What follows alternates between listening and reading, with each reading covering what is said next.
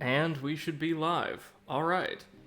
Hello, ladies and gentlemen, and welcome back to another stream here on the Overanalyst channel. My name's Brady, and I'll be your host this evening.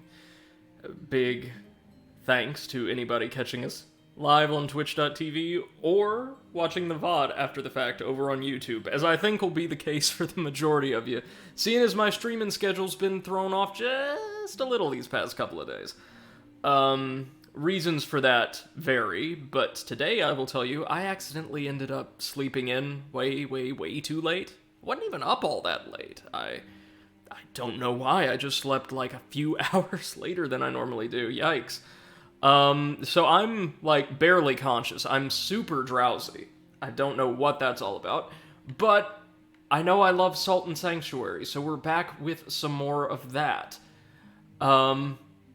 Let's see what we can do here. By the by, off screen, all I did was go farm those drops from the two enemies that still had bounties assigned to them by the Covenant. Offer those to the leader, and it turns out there aren't like multiple tiers with multiple rewards. Once you turn them all in, that's it. You've maxed out your devotion to the Covenant. We've maxed out our devotion to Devara's Light at 7, and we now have 3 blessed pages and 3 of those orange files for every Devara affiliated sanctuary or every shrine we rest at, which I think is pretty good. On the skill tree, we're moving our way on up to class 5 light armor, just so we can have it, and then this file sleeve I'm interested in acquiring. An additional energy potion, something to help refill or balance stamina, maybe?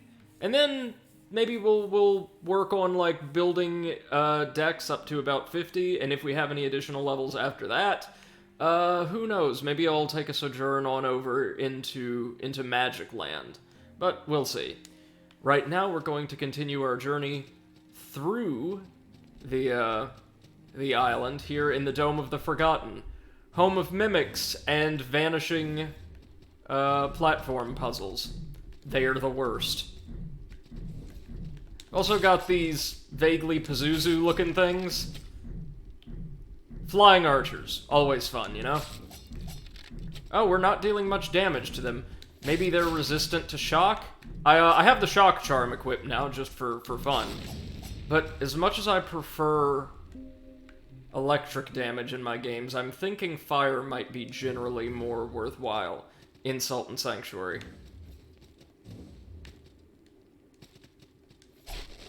What is this? I see some darkness floating around there. What did we just kill? Something is here, but they're incorporeal? Oh yeah, you can tell this is gonna be a fun one. Whoop. I apologize in advance. Ever since I was a small child, I've been terrible at these. Oh, a pistol. Okay, that might not be half bad, actually. I've always been terrible at these vanishing platform puzzles. What is that we're killing? Whatever it is, it's dying in one hit. So, you know, no complaints there.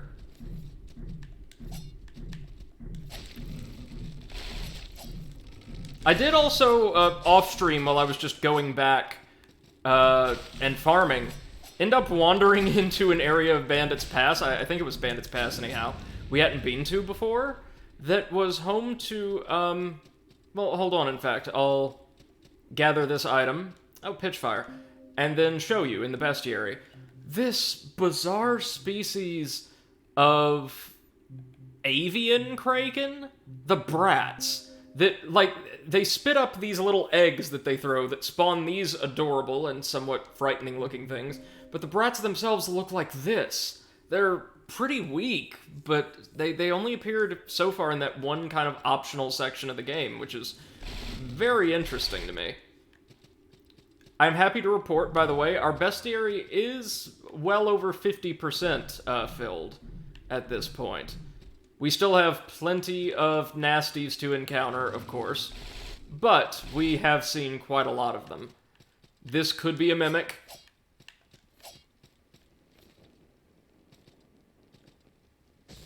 Is there a way to tell if it is?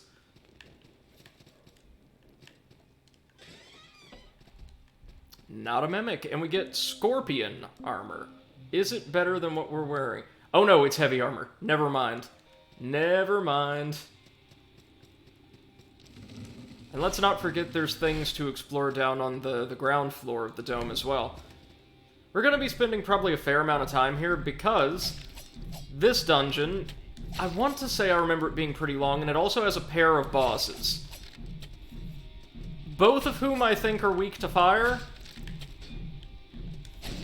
I know for a fact one of them is, because they use electricity as an attack. Are you a mimic?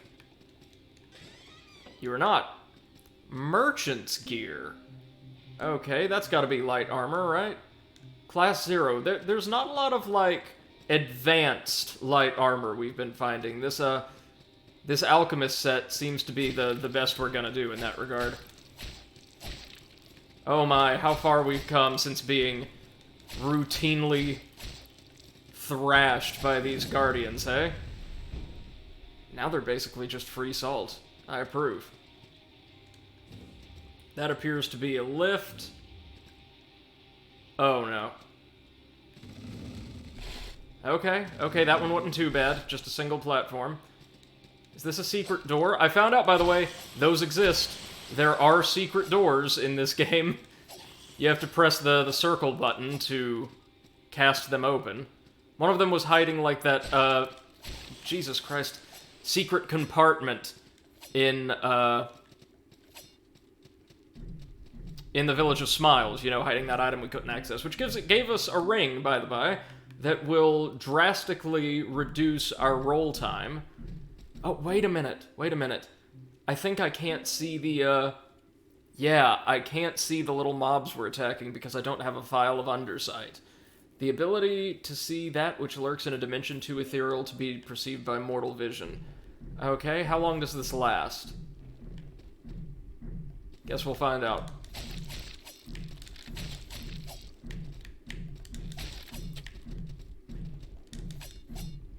There's the lift.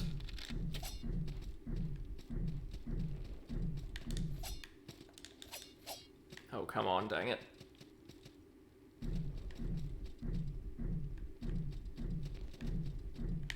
Is it just me, or is the aim of most of this game's enemy archers just a little off? Not like I'm complaining, but... Oh, that's what they are! Horrifying, like, mannequin children. I see. Beware ahead trap. Well, there's a shrine down here. Or is it? Golden stone ring. No, that's a shrine. Nifty. Oh, and one of the axe-wielding knights.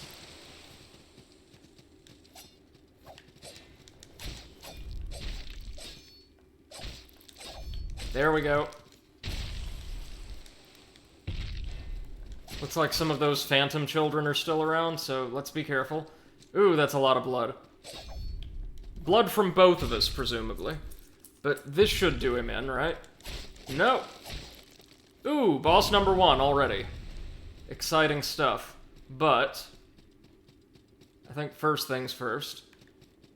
No, wait, sorry, we're gonna need a brand to access that exit. So, yeah, it's boss time. Oh, this is going to be, I think, the easier one of the two, the Inquisitor, who oversaw religious ceremonies in this place. Page of Light may not be our best friend, but, I mean, a damage buff is a damage buff. Let's go ahead and give it a try.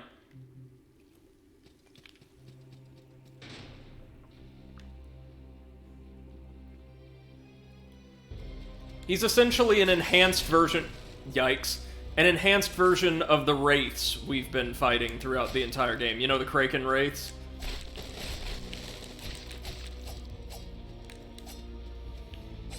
And in melee range, he's really not much to write home about, but from midair, he can be pretty nasty.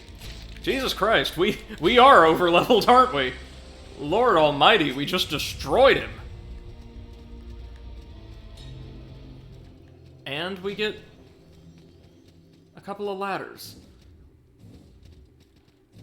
No way to raise the portcullis yet. Oh, wait, no, we can just jump right on over there, can't we? Yeah. And we get his ashes. Or their ashes, I should say. Let's raise the portcullis, get the crystal sphere, nice, and see what the ashes can tell us about our newest quarry.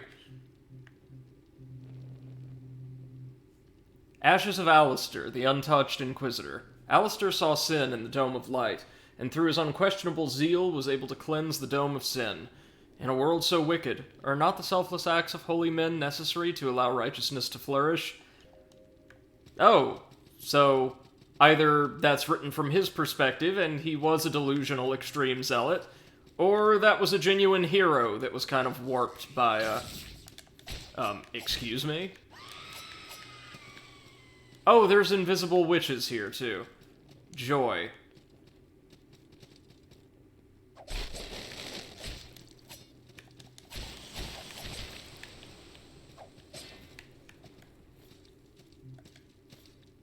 Let's get some underside on there.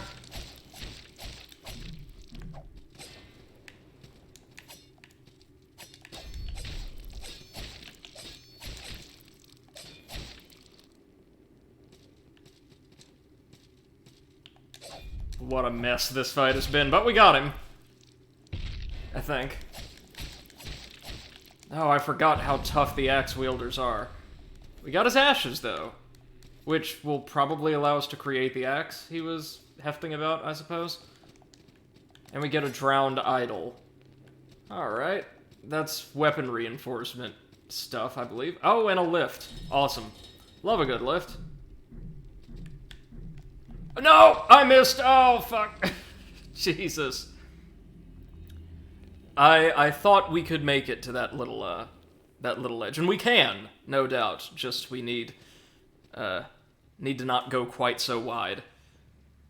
That's fine. I'm less concerned about losing gold with deaths at this point now, because it seems like we don't really use gold for over much, especially now that I know we don't unlock new stuff from new stuff from merchants, the deeper our devotion to our covenant.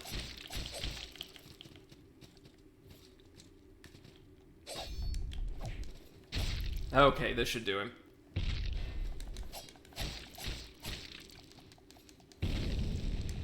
Vial of Undersight and more ashes. Okay, that's not bad. Now the salt we lost, that's more upsetting to me than anything else. Rowan Crozier. That is a cane, I believe, like a wizard staff.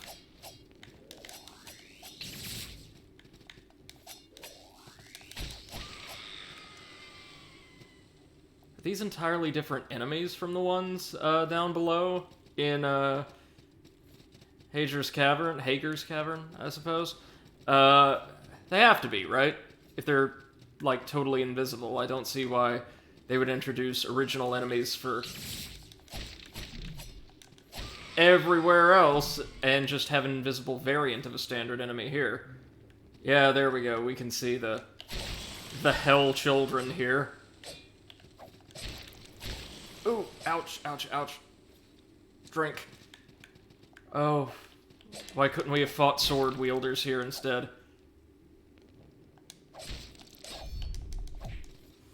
And this ought to deal with them, though. Ugh.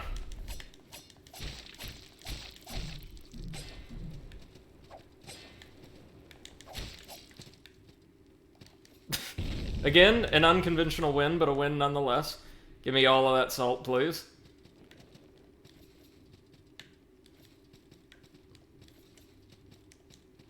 Whisperman's ashes. And at least they're giving us plenty of files of Undersight. Tell you what, let's wait to go get whatever that item is until we learn a double jump or something equivalent, you know? It's just not worth it right now. Oh, now what's in here? A walkway that's going to allow us to access a higher level of the dome. Lightning, beware. Oh, yep, is it boss 2 already? Oh, shoot, it is. Okay, the Inquisitor's pretty easy, right? This one is not. This is, this one gets pretty nasty. It's a massive, lightning-breathing chimera that was intended to be a ritual sacrifice until things went kinda screwy. Meet the third lamb. Lovely thing, isn't it?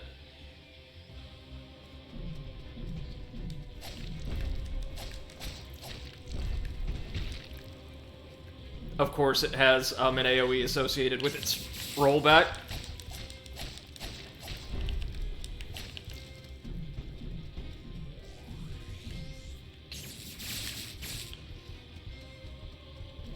Okay, this we can punish. This we can punish.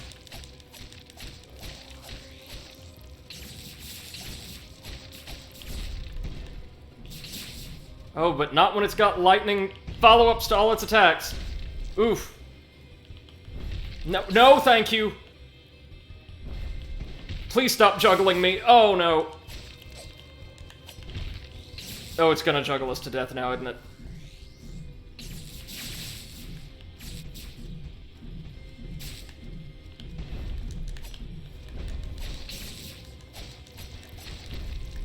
Just a little more, come on.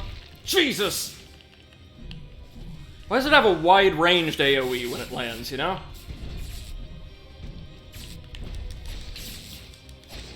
Got it, all the same. I mean, thanks largely to an overabundance of healing items, but it's dead. You can see how that one would be really, really tough if we came here, say, before the Red Hall, or, Hager's Cavern.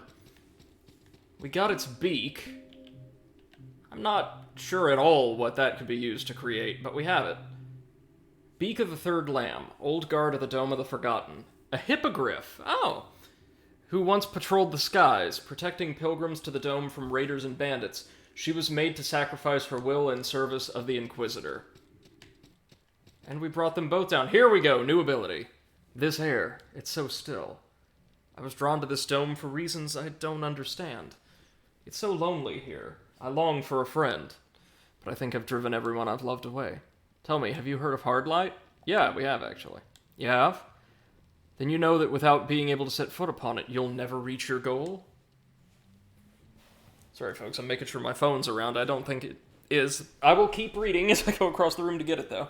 You know, I can help you with that. You'd like that, wouldn't you? Yeah. Yes, as I thought. Well, it's as simple as that. Accept this brand. Gladly.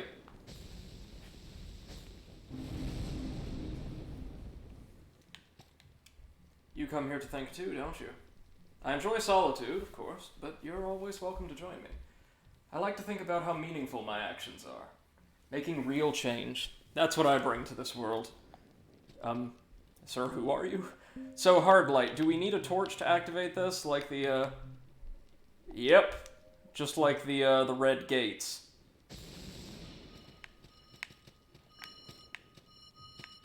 So now we can create little platforms for ourselves. Handy, huh?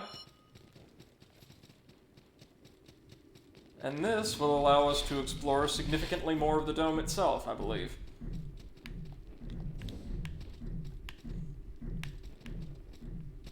Let's drop on back to the sanctuary first. Cut through the Whispermen.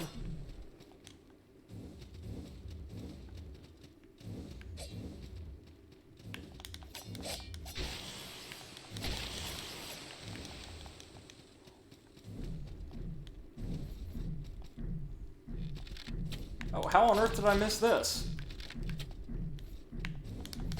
Because we came right by here on our way up the dome, of course.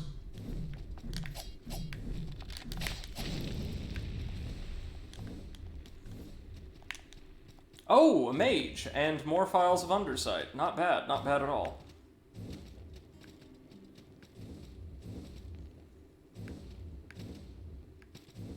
Let's grab this first. Hornet Steel. That's the name they went for with the archers? They look more avian than Vespid to me, but hey. Oh, man, we can get lots of levels. Let's go for it. That'll give us another healing item, which, as you've seen, I definitely need. So we're gonna take another healing item. Augmented Endurance, this Vial Sleeve, and then, as is our custom, we're going to keep on, like, just fueling decks. And tell you what, while we're here, why don't we consume all of this hard salt we have? We've got these bundles, we've got little bags.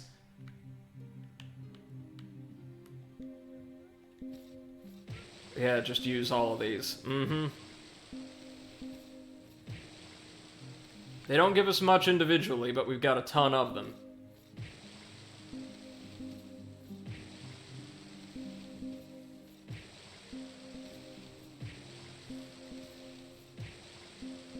This will be able to give us probably at least one more level.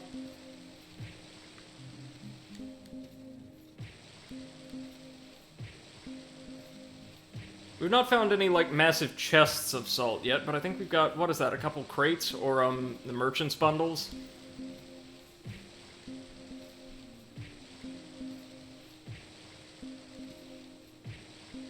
Satchels. That's what they are. Okay, so it looks like even with all this we'll only be able to get one level, but I mean, that's fine.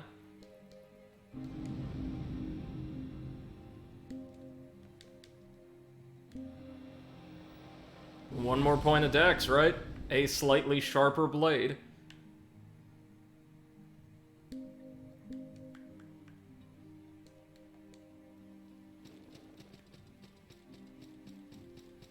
Okay, now let's set out to explore the rest of the dome, or what we can of it, anyhow.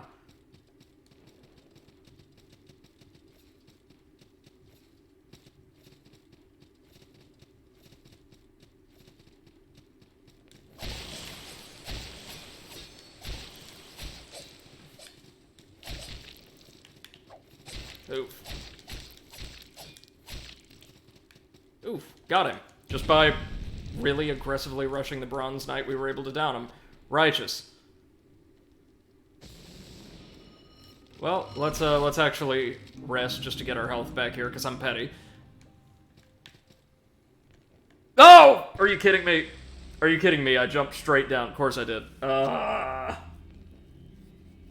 I forgot that the platforms don't immediately reset, and I was trying to go north. Silly me. Oh, they take so much of our gold, but unless we belong to a specific creed, we never actually really seem to use the gold for much of anything. Let's try that again. So I'm sure there's something up here I missed. Or some things.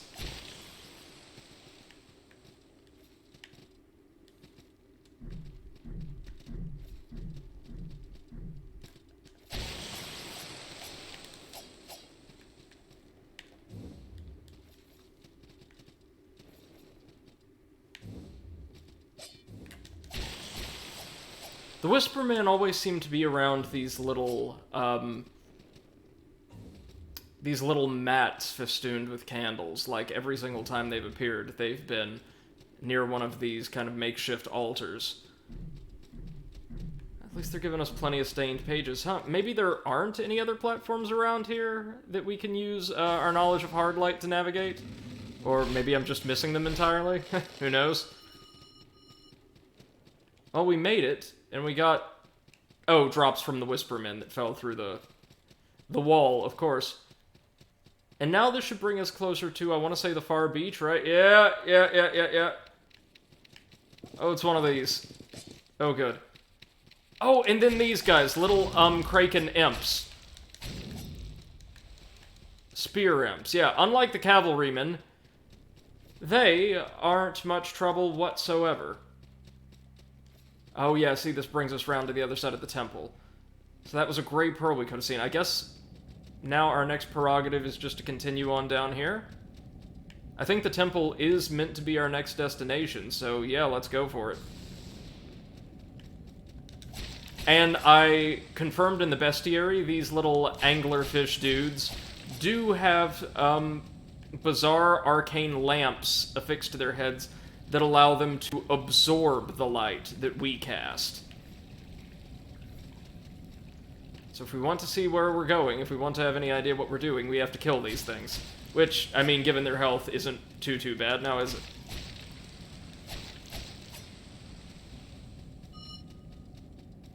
Yeah, Ruined Temple. Here we go.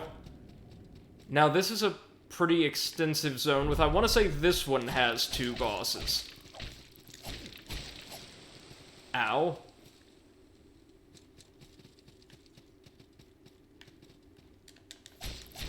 No, no, no, no, no, no! Oh!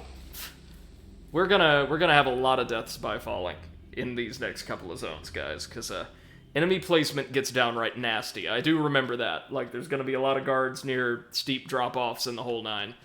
Ugh, Lord.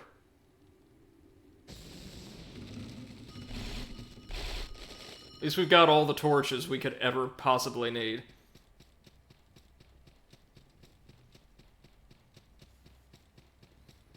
Yeah, Temple's gonna be pretty nasty. The Ziggurat of Dust, on the other hand, like the other,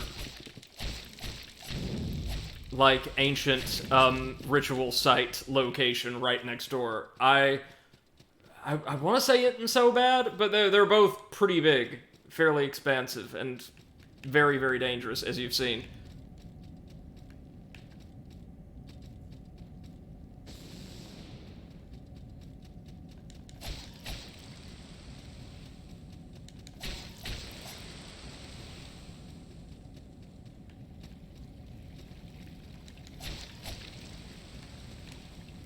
Ah, Cave Keeper's ear.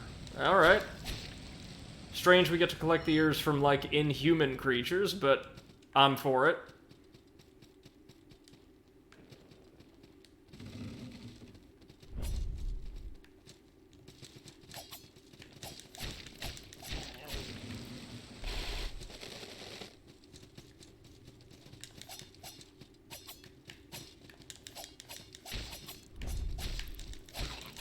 That's right, I remember there being 3 split swordsmen here. We will get this eventually, I promise. We will get this eventually.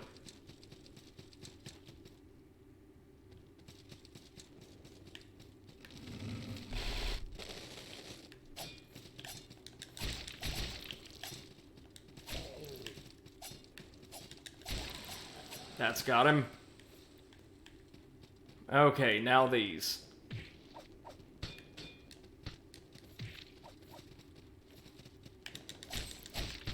Are you kidding me? Poisoned by the salt bat. Alright, that's fine. They are extremely toxic little critters.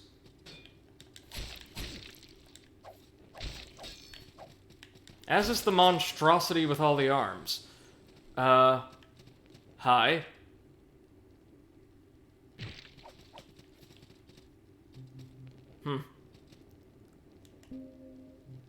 Why do I have a Cloth of Blessing? Oh, thanks to our pouch, our, like, little energy restorative pouch. Gotcha. So in place of the Cloth of Blessing right now, I'd much rather have our Pages of Light equipped, thanks. And in place of the Vials of Undersight, why don't you give me my throwing daggers? So I can... Oh, no, he actually moved back for us. Well, that's downright sporting of him. Jawbone, awesome. Let's light it up.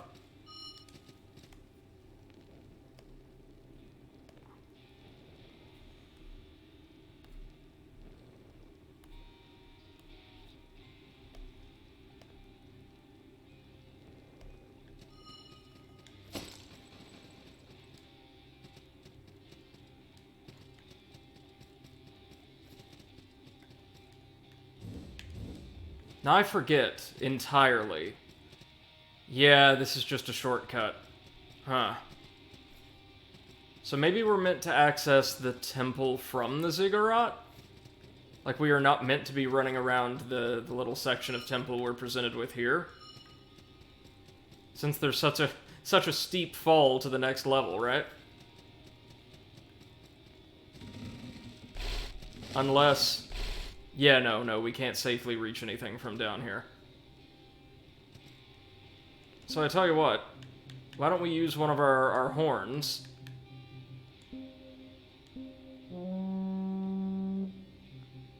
to travel to, what do we have? The Far Beach. That's the closest to the Ziggurat, I think.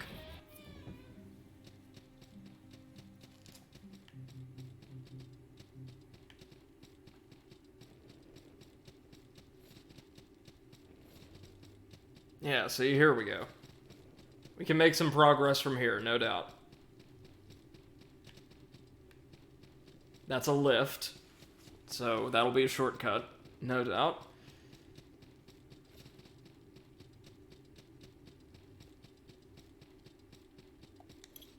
Beware fall, use ladder. Oh, well, thank you. I'm actually going to be reading these messages in journey bottles now, because sometimes they can point us to secret hidden doors and the like. Now that I know, or rather remember, that those are in the game, that's something we actually really want. And I tell you what, in place of our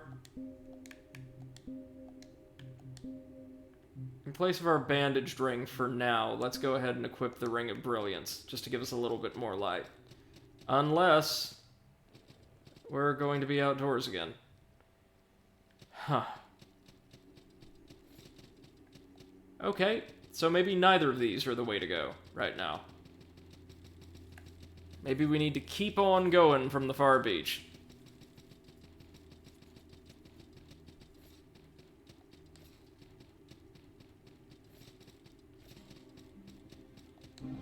Let's level up while we're here, might as well.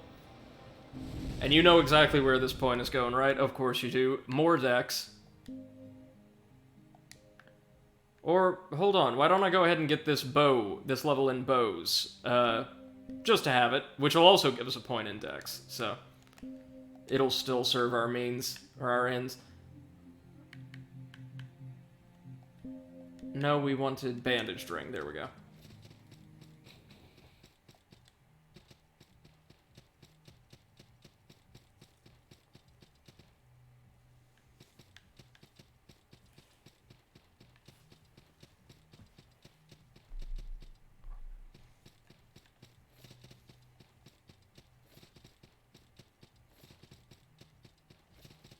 Okay, maybe this. Maybe this is the entrance we wanted. Fingers crossed, right?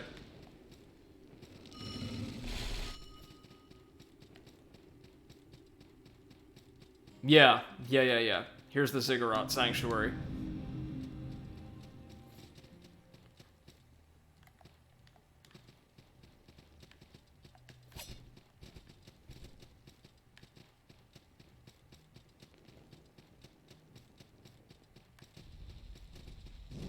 Was it leading us back towards the mage? It had to have been. Where on earth is it going?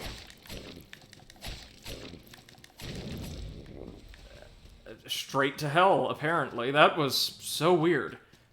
I think the enemy's pathfinding AI must have just glitched out entirely. Now, as for you... you are pretty durable. Maybe Golden Stone is our best bet here. Oh yeah, that deals way more damage than just the flame, which they seem to be fairly resistant to. Oh no! No real way to get them down off of those platforms aside from retreating, right? And even then, maybe not.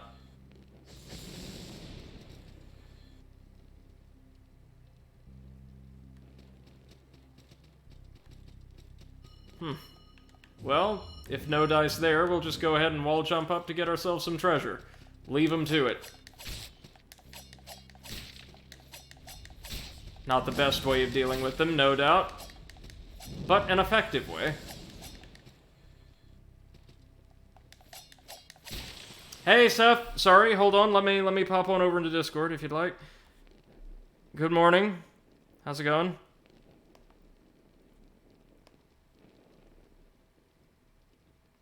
I am just barely going. I slept so late, and I have no idea why. Normally it'd be a little alarming, but given the past few months I've had, I figure it's normal, it happens. That says, no, I'm not there. Okay, gotcha. No worries. Oh, yeah, these enemies are all super weak to shock. I know the bosses aren't here. Seth says, lying on the couch and Beppo is on top of me. Sounds like a perfect way to spend the night. I apologize for being completely absent today, really. Here's hoping I find my energy again someday.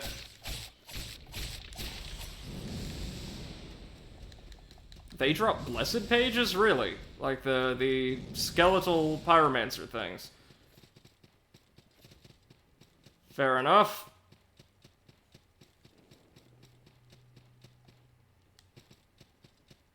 And now if only I could figure out how I'm supposed to navigate this place. Ow. We can wall jump this way, can't we? Yes, we can. Weapon reinforcement materials only used for flame-based weapons, I'm pretty sure. And the knight set. That's pretty late to see starting class gear, and it's not really my thing, but we'll take it. No reason not to, of course.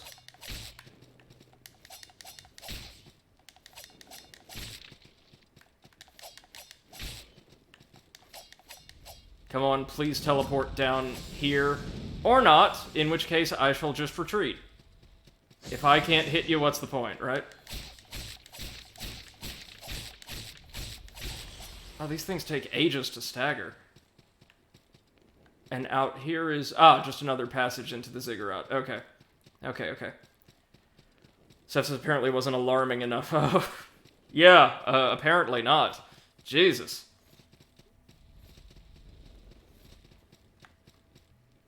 Okay, this looks like a safe drop. Yeah.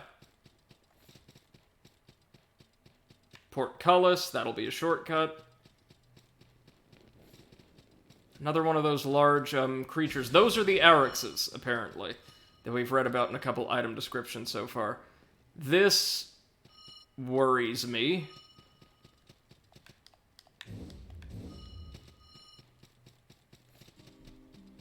Was there another path before the sanctuary? There had to have been.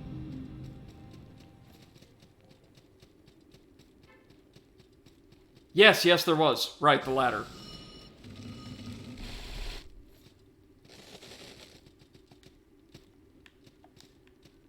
Martial flail and a cleric, but no progress. What on earth are these? Oh, you're horrifying. Oh, they're dressed in like little kimonos and carrying knives. And they look like pallid children, or dolls thereof. That's horrifying. Most horrifying of all, no progress.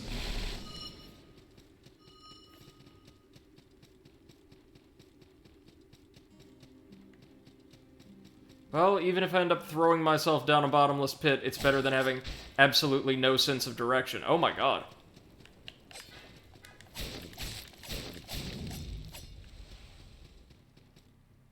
One more time, we're going to check north.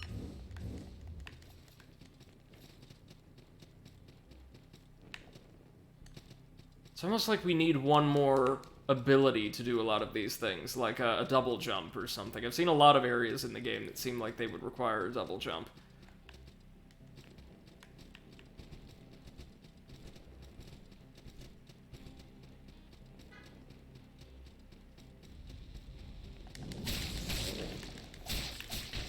Oh no.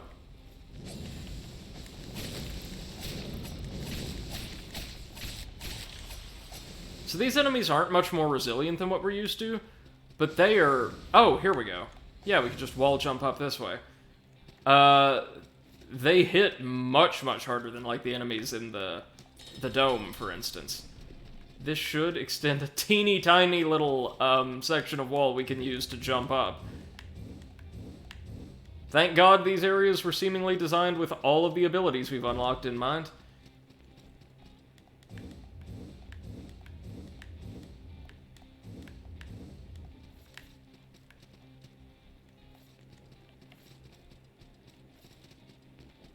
Oh, we're gonna have to do a lot of this stage upside down, aren't we?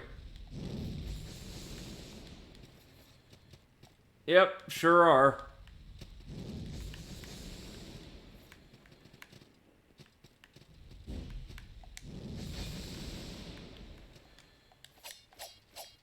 No, don't you dare poison me.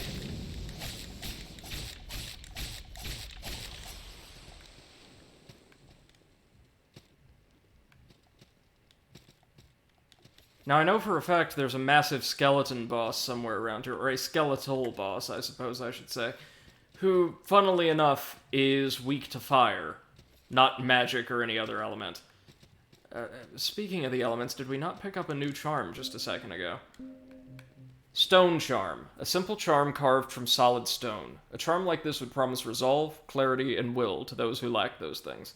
Oh, yes, please. Increases stagger damage, though. It's not really my kind of effect right now.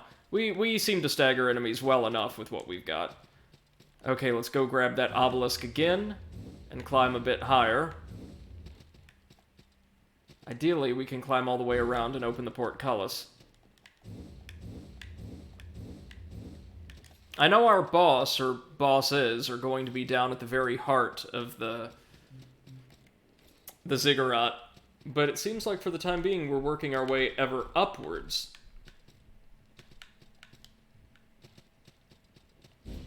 There we go.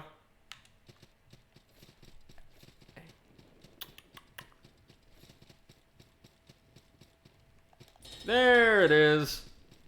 Lovely. And that is a Mimku. Another one of those terrifying false chest kraken. Not a Mimic, a Mimku. Legally distinct.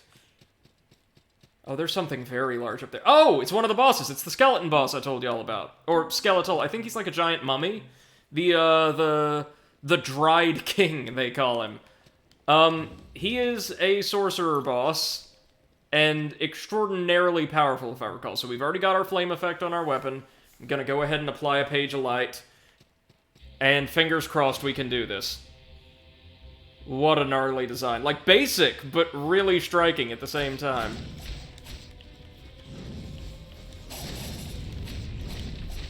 So, he has a ton of health.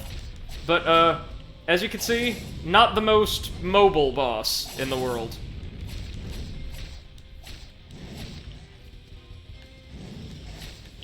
Oh, that's a new one.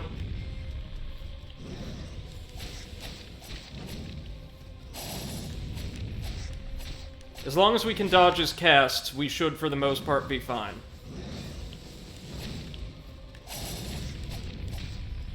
I'm pretty sure, unlike a lot of other bosses, he has no melee attacks whatsoever. That attack where he throws a spread of flame, or, like, little blades of flame is the closest he's got. So, we're doing really good damage to this boss, believe it or not, compared to his overall health value. It's simple, you just have to, like, really be able to maintain consistent dodges and pressure. And there you go. Nice and simple. Not a problem at all. He is, if I recall, the easier of the two bosses in the ziggurat. And we get the King's Ashes. Well, time for some lore. Ashes the Dried King, a once proud ruler who spent his twilight years in paranoid madness, hiding in his life's legacy, the Ziggurat of Dust. He's a creature of fear and self-pity, perpetually lashing out against imagined demons with searing flame. Hashtag commentary. Ah! Is this where we learn our double jump? I see a brand. Huh? So you killed him? You killed the king? Quite a relief. But is this a dream? The ziggurat we're in, well, it reminds me of that great tomb built by the Sun King of Kulkas. Kulkas is where I studied, until the mission. We were to sail to the west, for a marriage alliance, I think. No, that's wrong. We were to sail east, to Livin. We were to make peace with the Citadel of Fire and Sky. Kulkas' sitting king had just announced an alliance with Ascaria, and with it, allegiance to their new gods. The climate for sorcerer collectives was really sour. So we sailed, but there was a storm at sea. I washed ashore. I don't think any of my fellow sorcerers survived. When I found this ziggurat, I thought I'd gone mad. But I'm no stranger to dark magic. Imagine a demon that feeds off the ruins of nations. A demon that collects. Such a powerful being could dwell on this island. Or perhaps this island is the demon, and it feeds, claiming men, women, kings, countries. I want you to explore my theory, and I have just the thing to help you do it. I have something for you. It might burn, a bit, but aren't all good things found in flame? Yeah, sure, why not? His theory is correct, by the way, not necessarily about the island itself being sentient, but there is a collector of sorts here who is, like, summoning, capturing, and then draining entire nations, and particularly gods, for sustenance. And we've already run into it a couple of times. So we got the Dart brand, which allows us to do what? Oh, a mid-air dash. That is actually super helpful. Behold. Can we, like, adjust the direction or the verticality? No, we can't. But it is a pretty solid mid-air dodge. That actually doesn't seem to drain as much of our stamina as a standard roll would. So hey, that's great. I wonder if it gives us the iframes that a standard roll would, though. Okay, let's see here. Oh, no, we came from here, never mind. Never mind.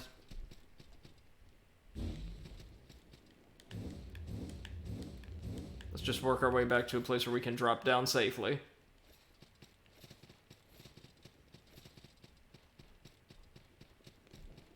So now that we've killed the king at the top of the ziggurat, we have to make our way down to its base in order to face the area's other boss. I think the other boss should be at the bottom. And from there, we should be able to take a little passage that connects us to that temple, the sunken temple, or what have you. Another level, another couple points in dex.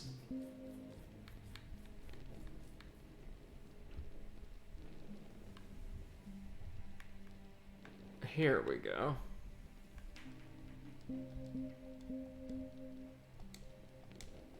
We're almost to 40 dex, and I think we're going to ultimately aim for 50. 50 all told.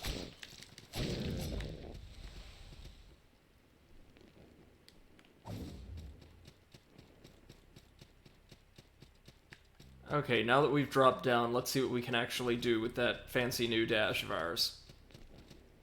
Well, for starters, we can cross this gap. Huh! Nice.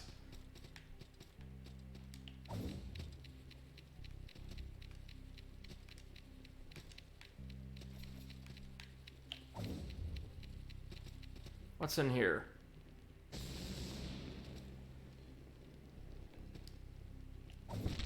Ow.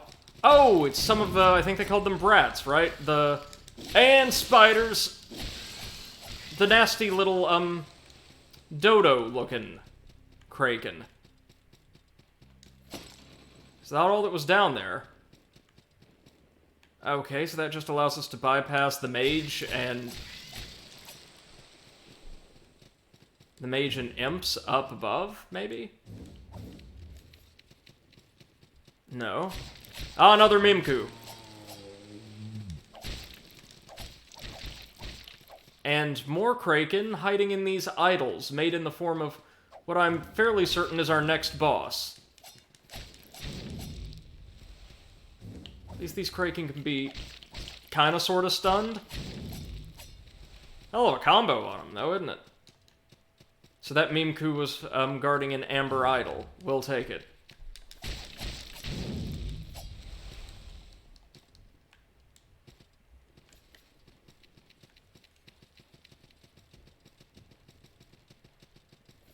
Doesn't seem too dark in here, so I don't think we necessarily need our torch out. Oof, just barely made that, but make it we did. Oh, hey, a blacksmith. That's pretty handy, actually.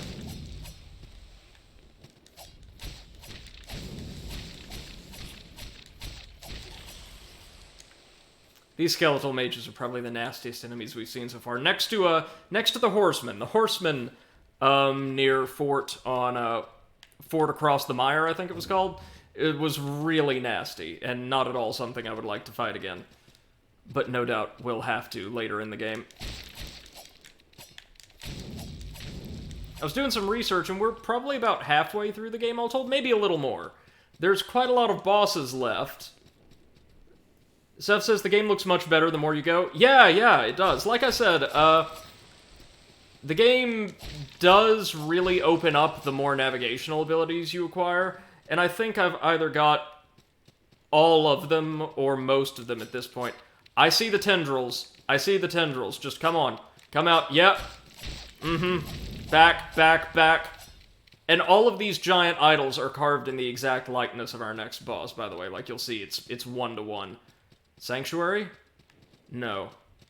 No, just Obelisk. Seth says, I still won't play it. And by the way, Jedi Fallen Order is awesome. I'm glad you're liking it so far. There's kind of a problem you'll see later on where there aren't really a lot of humanoid-ish enemies, nor are you in more, like, densely inhabited areas all that often. But the game's environments are beautiful and the combat's really tight. I enjoyed it as well.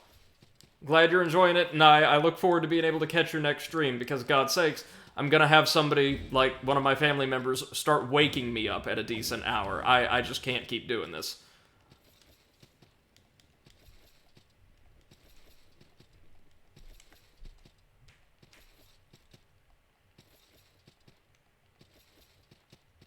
Okay, so from here, we dash on over in here.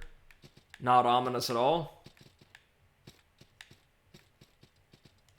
Ah, hell with it. In place of our other grasping ring, because we're doing okay on salt, I'll go ahead and throw on the Ring of Brilliance just to give us some light. Can we grab whatever that is? Or no, we have to be on the same surface as the item to collect it. That makes sense. Come on, do your worst.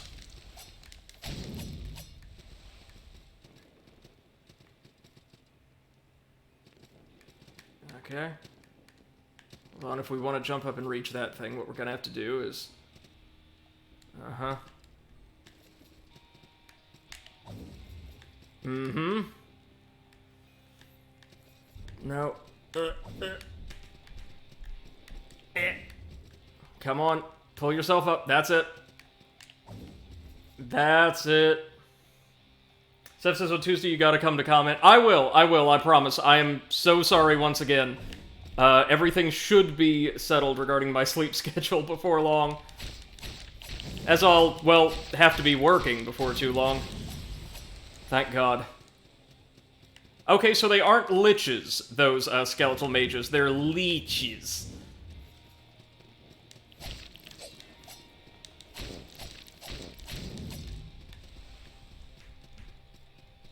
What is this? Oh, pack assault. That could have... Oh god, no. More of the skeletal children. No, no, no. Drowned porcelain. They're dolls. Okay, that would explain the pallor.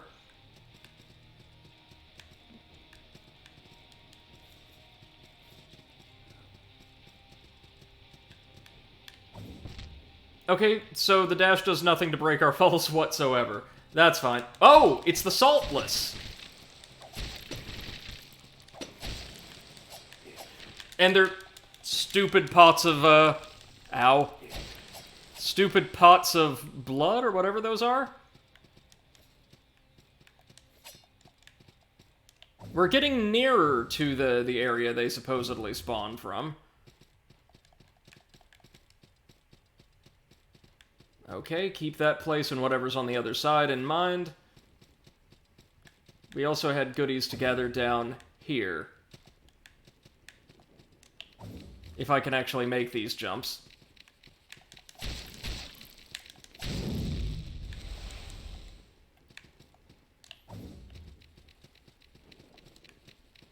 Castaway's Great Axe. Great Azed. Sorry. I was about to say, that's not an axe. That is just an anchor we can bludgeon people with, which, I mean, is hilarious, but not sure how useful that's going to be in the long term. Oh, didn't we also get a ring like the Bloodluster's ring? Causes wearer's attacks to more frequently reduce foes to bloody chunks. Okay, just a fun aesthetic item then, I suppose.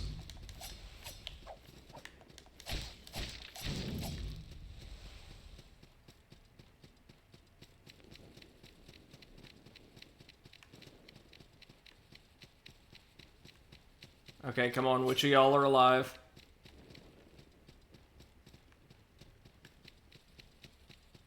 None of them?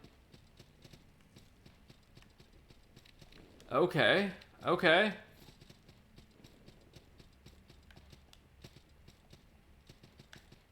So we came down this way, right?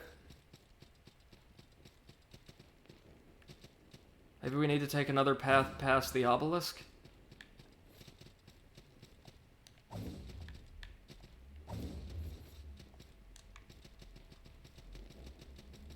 Yeah, that's what I'm thinking. Ziggurat's very large as zones in this game go. I do remember that. I also remember it being the last zone I completely cleared, so as I said near the end of last night's stream, we have effectively seen just about all the content I did my first time around. We're almost in uncharted territory. Yay. The Pitchwoods is the zone I'm really frightened of at the moment, because it is home to the most agonizing jumping puzzle in the entire game. One will need both our air dash and a whole lot of luck for. What's over here?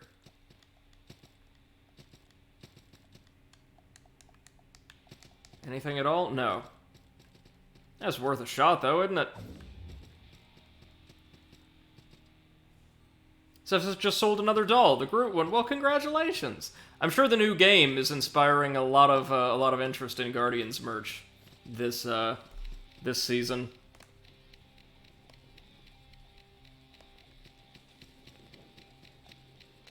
Come on, little guys. Don't you want to attack? Come on. That's the way. Give me that salt. Oh, yeah. Oh, that's the good stuff.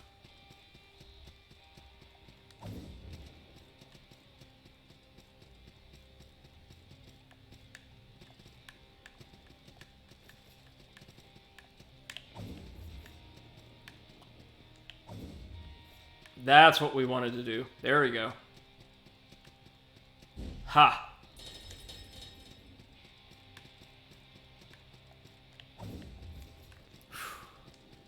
Platforming's gonna get really tight here, so we're gonna have more than a few deaths by falling. That is just my presence. Or my promise to you. It will also be my present to you, because those things are apparently hilarious. Is another one gonna spawn? Usually they spawn in threes. No? Okay.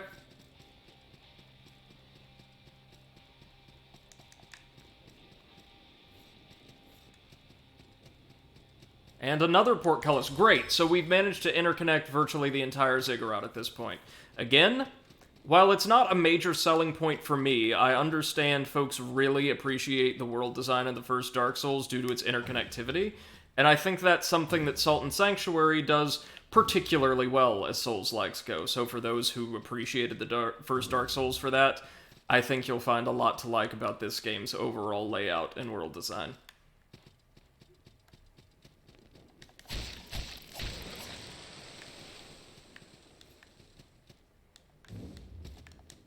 Burning Sky Ring.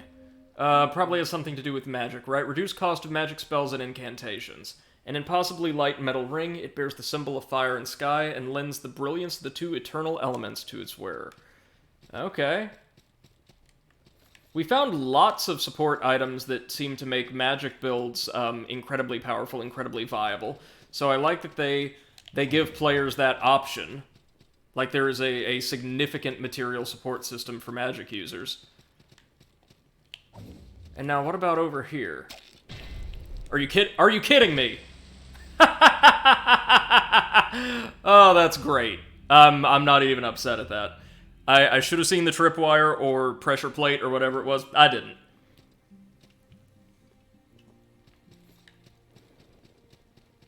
That's fine, that's fine. Okay.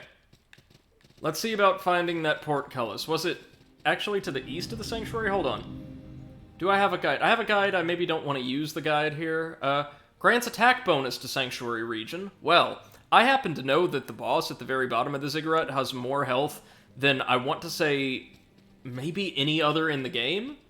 So, we're gonna go ahead and spawn a blacksmith just to make life a little easier on ourselves. Oh, no, that's just where the porcelain would attack from.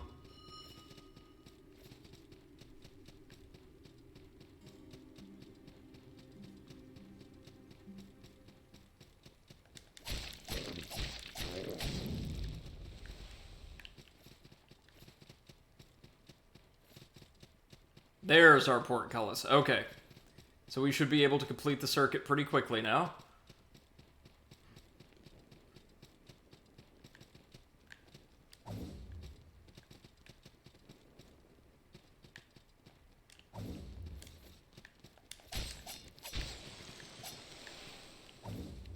There we go.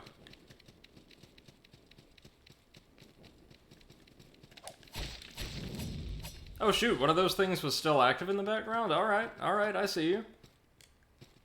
Oh wait, sorry, what's this? Ah! It opens a door. A door that will lead us closer to the boss, perhaps? Or to treasure, one or the other. I'll take it either way. Oh, it's the other side of the saltless chamber. So, again, yet another shortcut. Impressive. Okay, so we've connected virtually the entire ziggurat. That's awesome, but where to from here? Over here, maybe? Yes, indeed. So from here we're gonna go down, and as you saw when we were sent flying to it, the very bottom of the ziggurat, lined with sand, is not terribly far from where we are. So we are almost there. And there's our lift. We should be able to... Oh, good God, they face plant after running with their little knives. Cleric, okay. We should be able to activate the lift before too long, and here we go. I'm gonna go ahead and ride this on up, because I want to... Hold on, we'll unequip that, and...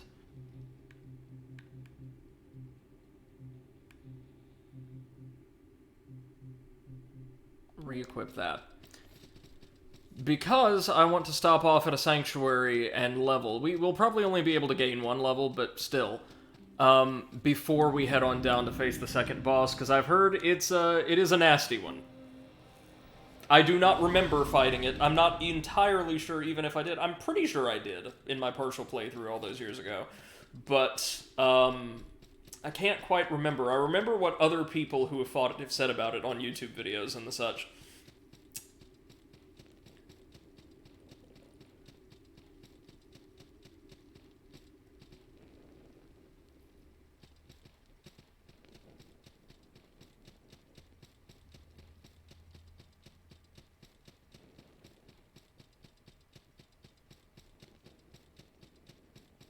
Yep, okay. Alright, give me just a minute. I'm going to go grab another drink, and then we'll tackle this one.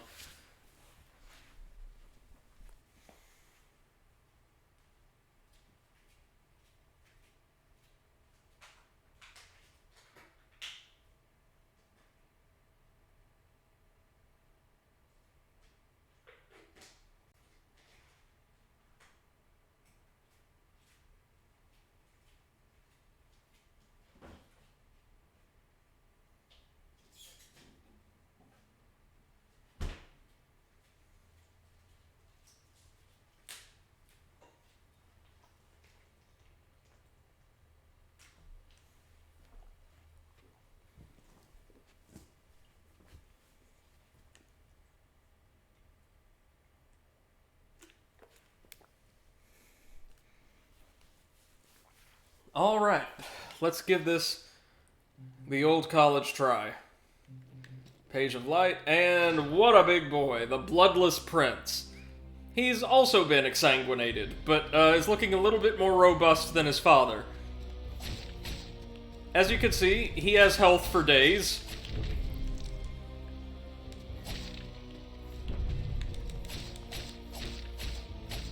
And while his attacks are clearly telegraphed,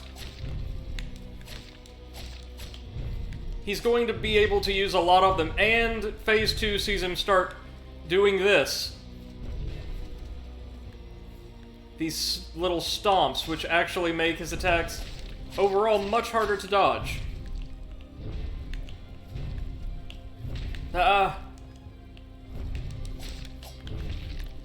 Yeah, he's gonna follow up virtually every attack with a slew of stomps now.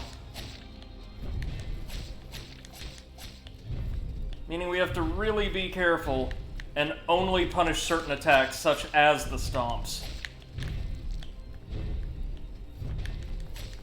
Still got him, though. That's what happens when you deliberately create kind of a ridiculous mess of a build. And it looks like we also collected some enemy spoils that fell down here. Yeah, red shard that I guess one of the imps must have dropped. Well, that could have been a lot worse, honestly. And more red shards, fine, good. Happy to have them. And I forget, are we due to run into the Scarecrow again over here? Maybe not. Oh, and a shrine. Were we maybe supposed to approach this area from the other direction, or what?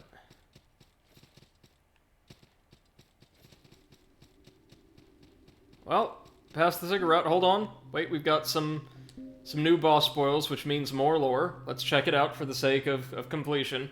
Ashes of the Bloodless Prince, a creation rumored to be the fusion of Earth with the spirit of Prince Tamine, whose younger brother grew up to become the Sun King of Kulkas. So, his younger brother was the Dryad King, then. When Sandine Plague swept through the land, Tamine, only then in his youth, was one of the thousands claimed by the vicious disease. While his body grew cold, did his soul live on as this bloodless prince? So, like in a golem. I suppose the answer is yes. Yep, here we go. Does it know what I have done? Yes, we do. It thinks it knows. Amusing. I take the things I desire. I've taken so many things from so many people. Souls like scraps, bound in dying flesh. I claim them. Kingdoms of dust and lies, petty princes, corrupt lords. I claim them. And that's all. And as per usual, leave and return, and the Scarecrow's gone. Nothing ominous there. No, not at all. Everything's fine. Welcome to the Ruined Temple. It has a boss I remember being super challenging, and spiders that'll eat your face.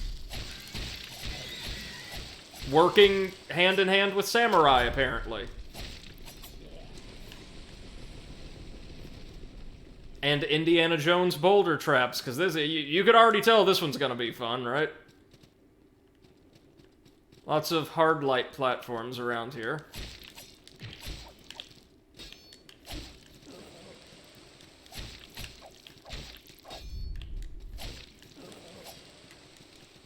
Hateful Jawbone, okay. What's over here? Shortcut? Shortcut to what, though?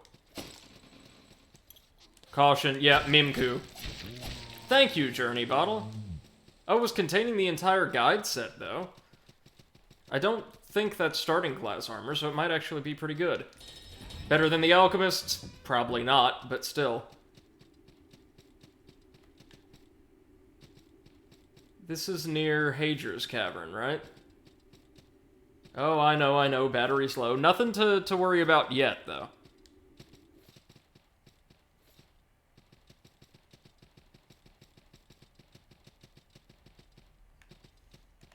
Let's take a look at that guide's armor while we're here. Level 2. Okay, it's better in some regards, but worse in others.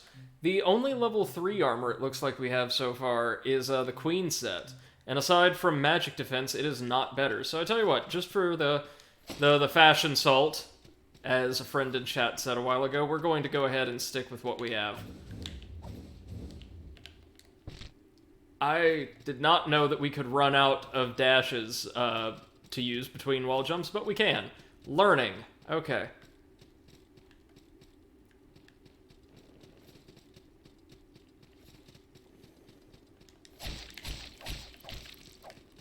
Good God, these things hit hard. And fast. That's okay, though. Oh, no!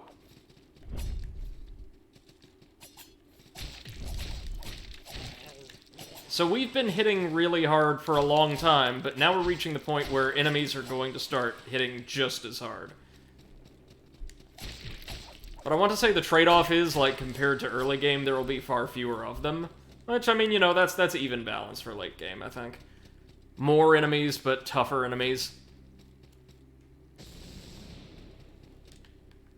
Okay, so we can't, like, just drop down, can we? Alright. That's fine. That's totally fine. Let's hope we can find the zone-specific sanctuary somewhere around here, though. Soldier's Poems. Decent weapon reinforcement material, but not the best. So we opened to Portcullis, but to an area we've never actually been to before. That's kind of new. Ooh, what's in the cave? This looks like it's leading to Hager's Cavern. Oh, Hanged Men. Great. Our favorites. Oh, no, you don't.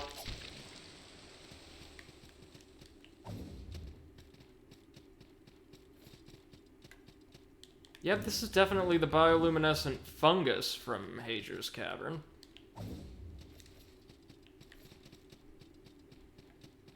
More porcelain dolls. And an idol.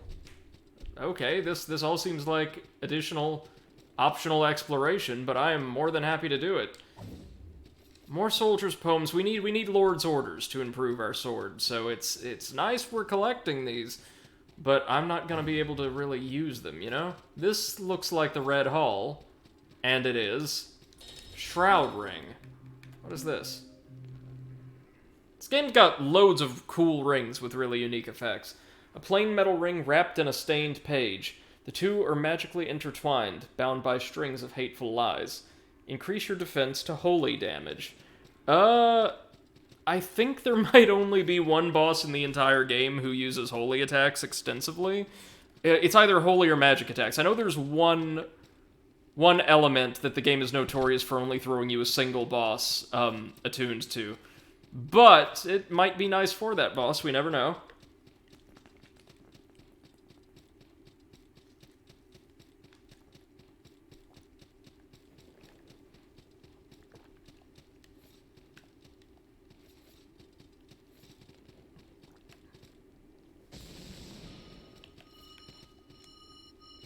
Okay, where are they leading us? Oh, on over here to the Lightning Pod, Spell or Invocation, one or the other, and a bag of salt. Alright, we'll take it.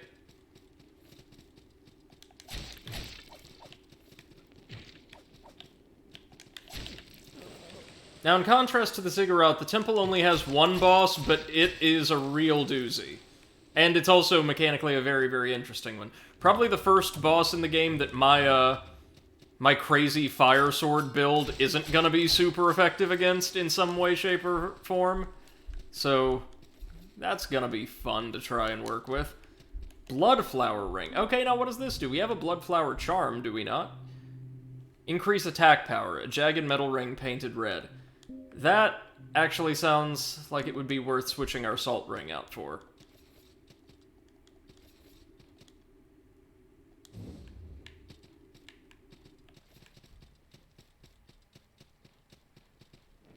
What is that? Oh, it's some kind of sentient cage.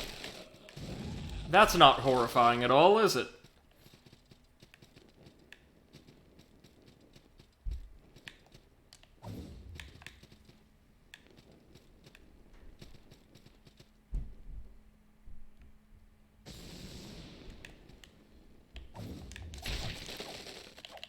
No.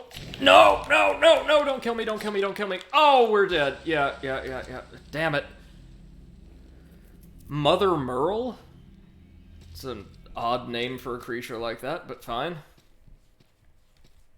I could see why they give us the shrine after the boss then, because it would appear the sanctuary in the ruined temple, which is pledged to a different religion we've not seen before. It's the one based around wealth. Must not appear until a good ways into the region proper.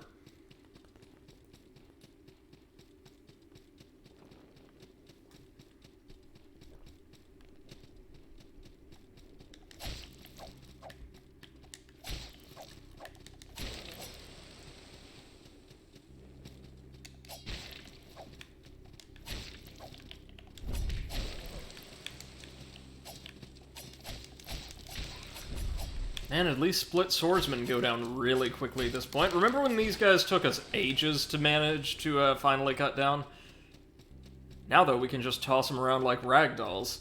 How far we've come. The game also gives you a great sense of, like, progression in regards to player power and abilities. You do feel much stronger, like, across the board as you develop your character, instead of just constantly being able to, you know, barely keep pace with enemies mounting health and defenses. Enemies hit harder, but so do you as the game progresses, kind of making the entire thing more high stakes, you know? Thing of Arm's Ear. Yeah, we're probably not gonna get much use out of that. Not now, Mother. Mother Merle's Beak. Okay.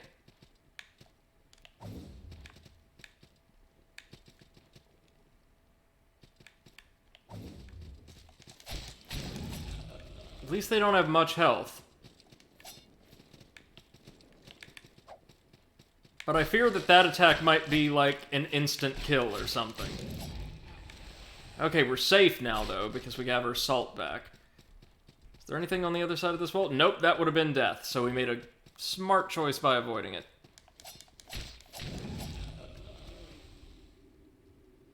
Still in the temple? Really?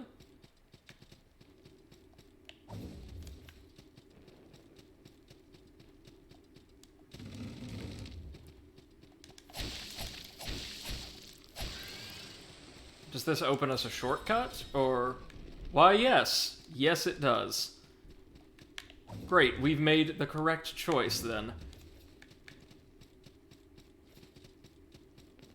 Well, what was along the other path here? Oh, just nothing, it would appear. So we had to navigate Mother Merle's little cavern, right? Yep, sure did. Okay, okay, okay. Ooh, a diamond cluster. That's a very high-end weapon transmutation material, I believe. Several of the boss weapons require one of those. Or several.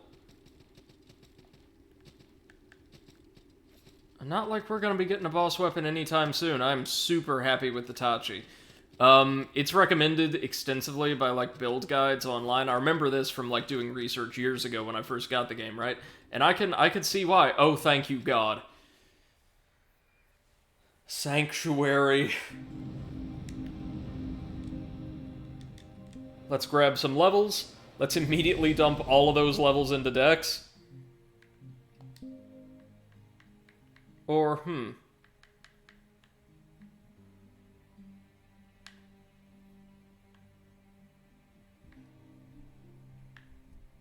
Well, I say Dex, but...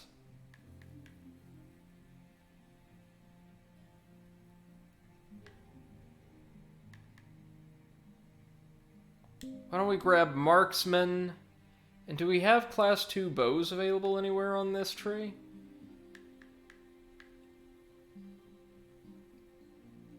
We haven't nabbed it already, have we? No. We'll grab this Dex, and then we'll grab Class 2 bows a bit later on. That way we can expand the variety of items and gear available to us, while constantly expanding our dexterity all the while. So does this spit us out in, I presume this is the Pitchwoods? Yeah. Gives us a teeny tiny little magic spell, not one I'm going to use, mainly because I can't use any of them at all. But that's something, I suppose. We don't have the offerings to make here. I'd love to put a guide here, but I kind of can't.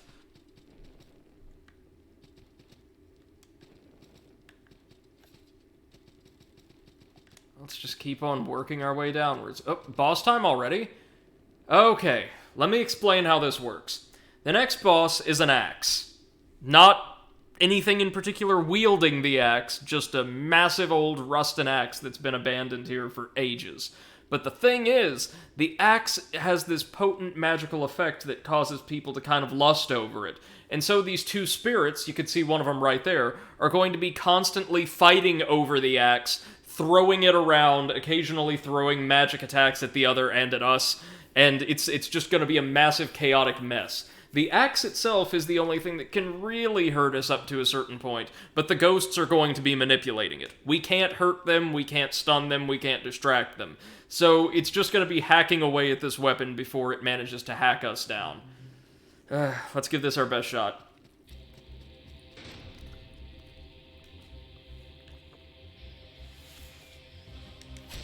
Really cool idea for a boss, by the way.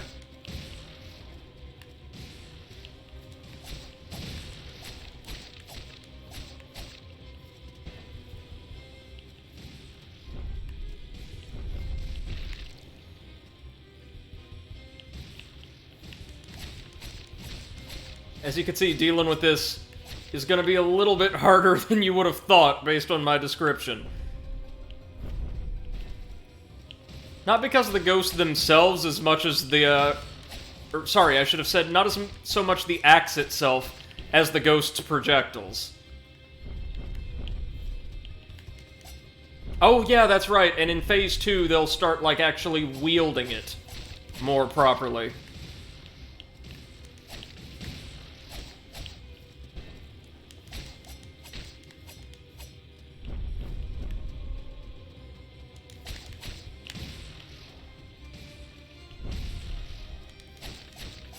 Yeah, that's right. In Phase 2, one of them will, like, just start wielding the axe most of the time.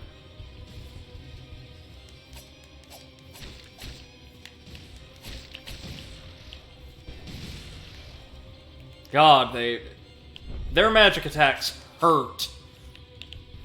And they fire them very frequently.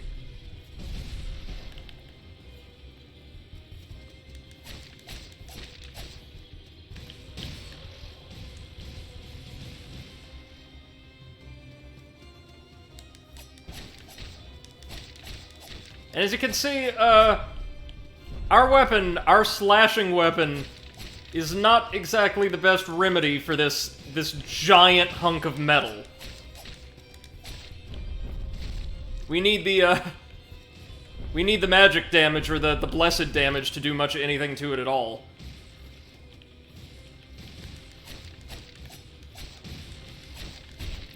Ow. Oh, Jesus Christ, let's just hope we can heal through this.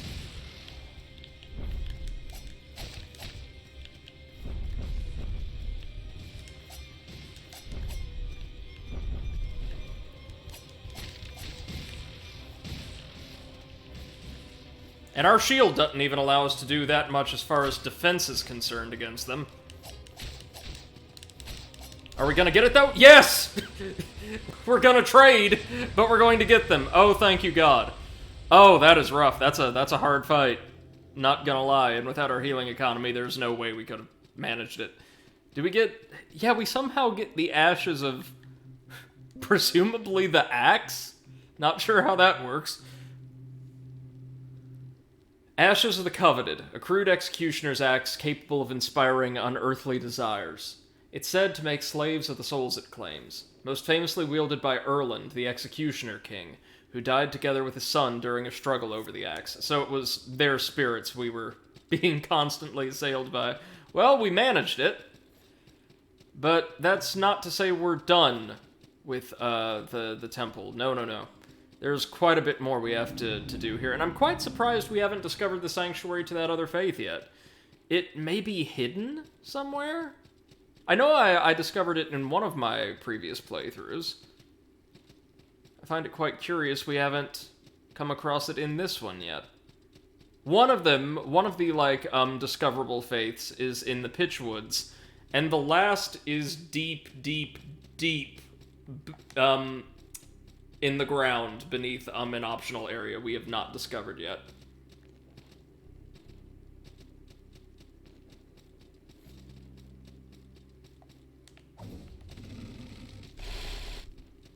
Well, wait, at any point do we actually get to go up and open that other portcullis on the opposite side of the temple?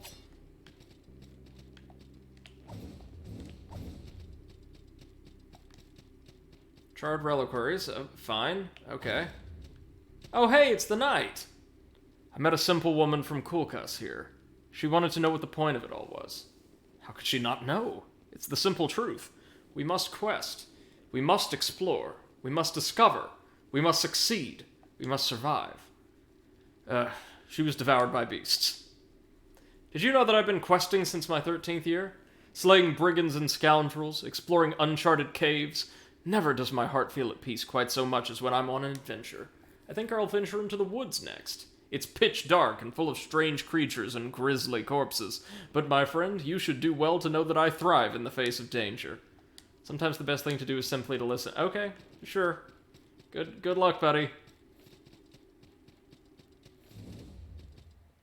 Oh, Pitchwoods. Oh, shit. Pitchwoods are next, aren't they? Yep, no getting around it. At least I've been told, I don't know, because I don't think I ever fought it, the boss of the Pitchwoods is supposed to be really simple. Oh! And it's the optional area I spoke of before. But hold on now. How come we haven't been able to open up the other...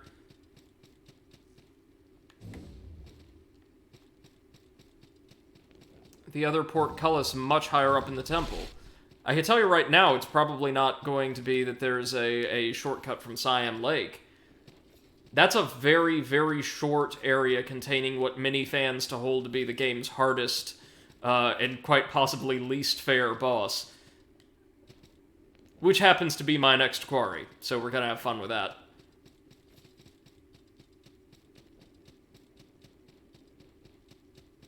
But hold on, we destroyed the Coveted.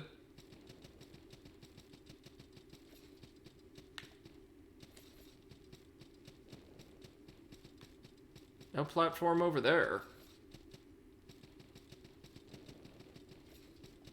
Yeah, this merits further investigation before we leave. Oh, are we gonna have to, like, leap our way across there? Maybe.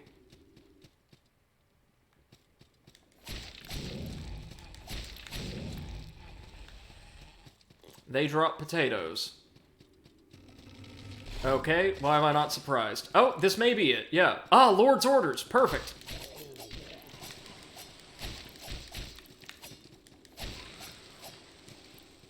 And another Lord's Orders, awesome, we can actually upgrade our sword once again now. And this, friends, is the shortcut I was looking for, no doubt. And a guide! Awesome, I can actually connect the temple to our fast travel network. Jesus Christ, I can juggle the spiders? Oh, that's awesome. This game is awesome. I love it. Love it, love it, love it. And a breach pike. No. No.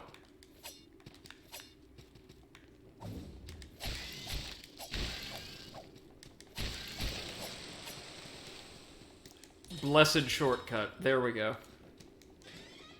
And a King's Orders. An even more potent weapon reinforcement item.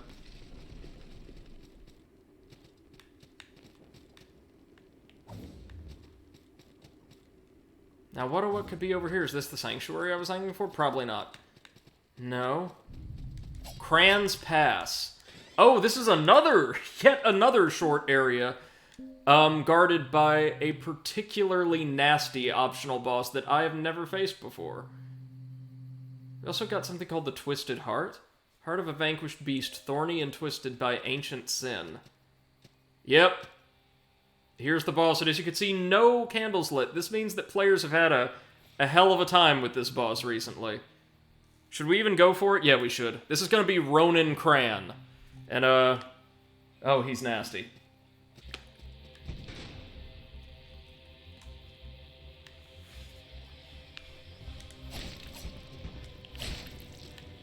Look at that damage.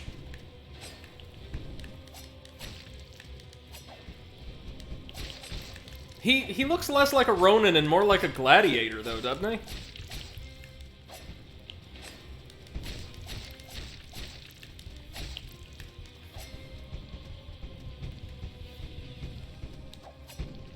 Listen to the sound of his footfalls. Good God, what a heavy guy.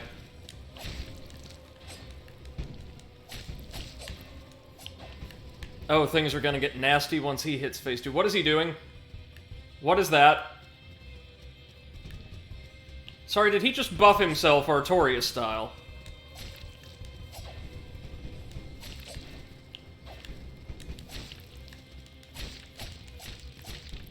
Okay, but we can knock him out of it.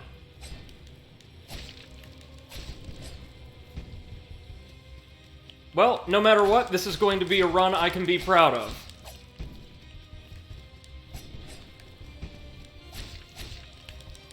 Okay, so when he starts trying to buff himself, we can actually punish that for the most part. Ow.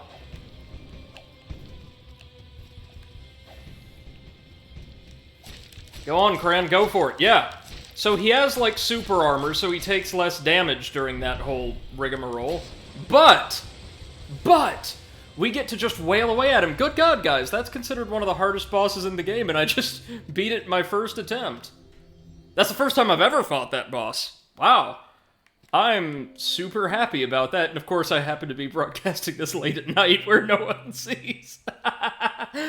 Ashes of Ronan Cran. A disgraced knight once in service to Jarrett, King of Storms. Ronan Cran attempted to flee the castle after a dishonorable discharge from royal service. His rebellion was brief, but his legacy may live forever. Okay. Well, let's see what he was guarding in this little area. And it is indeed a little area.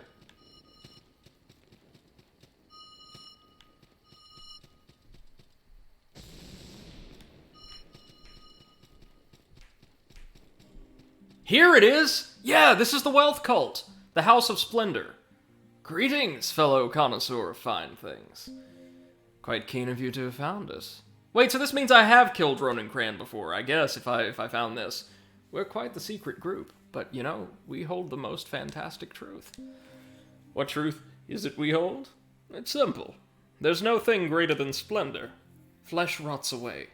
It drips from the bone. Everything becomes dust. But gold, adorn my body in it. When my flesh shears away, I will live on through my gold. Why am I preoccupied with the fleeting nature of flesh? Well, my friend, because it is. We've been afflicted by grey rot. Gold is our solace, is our glorious aegis. The prophet gave us gold. The fool gave us wine. Were they men or gods? Whoever they were, they surely saved this pocket of humanity. Gold gives us light, and wine gives us warmth. How can I mourn my affliction when my heart shines so brightly? Shall we deal in gold, then? And they sell, as you would expect, quite a lot of things, including their own Mask of Splendor, which I'll buy, because why not? Seek more gold. And they give us wine as a healing item. Lily red wine. Rich magenta wine. The namesake comes from the lily red grapes it's made from. Quaff it to restore health. But don't quaff too much in a hurry, right? Because it will intoxicate you, or poison you, I think. And rich bluish wine. Its namesake comes from the iris grapes it's made from. So, during my partial playthrough, I became a hardcore House of Splendor, evangelist. Ooh, secret door, right? Yeah. Leading us back to the Red Hall. Awesome. So maybe, in fact, I found it through that secret door and not through Ronan Cran my first time around. Because I don't remember fighting Ronan Cran. But we will not be working for the House of Splendor, I'm afraid. We've maxed out our devotion to Devara's Light, which means we get far, far, far more just from continuing our affiliation with our current covenant. We're going to take Class 2 Archer, and then up here.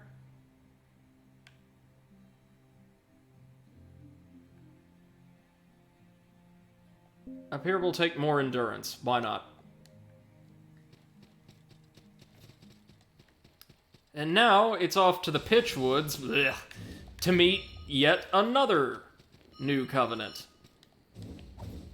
One that is far harder to reach than it is ultimately going to be worth to align ourselves with. But for the sake of completion, I tell you what, I will give it a try. Or wait, no, sorry, we're gonna go to Siam Lake first and fight the boss that a lot of people who've played this game, like, religiously absolutely hate. But first, I'm gonna slap a guide in the Ziggurat's sanctuary so we can make our way on over to a blacksmith and level our sword up. Oh, and we got two articles of the split swordsman's gear. That's really nice, actually. Their stuff is not half bad, if I recall. Not as good as the alchemist set, but hey, few things are in this game. Down we go. Let's go ahead and drink some wine just to see. Yeah, no, okay, so it doesn't poison you. It intoxicates you. Righteous.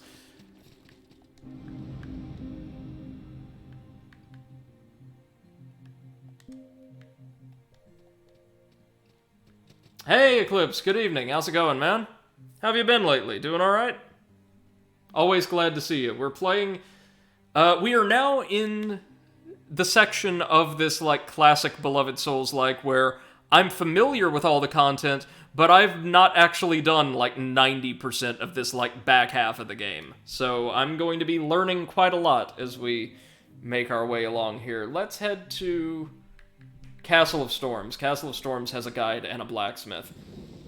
Quid says, been doing good. How are you? I'm doing alright, thanks for asking. I woke up super late today, hence why the stream's a bit later than normal, but I'm doing okay, hanging in there.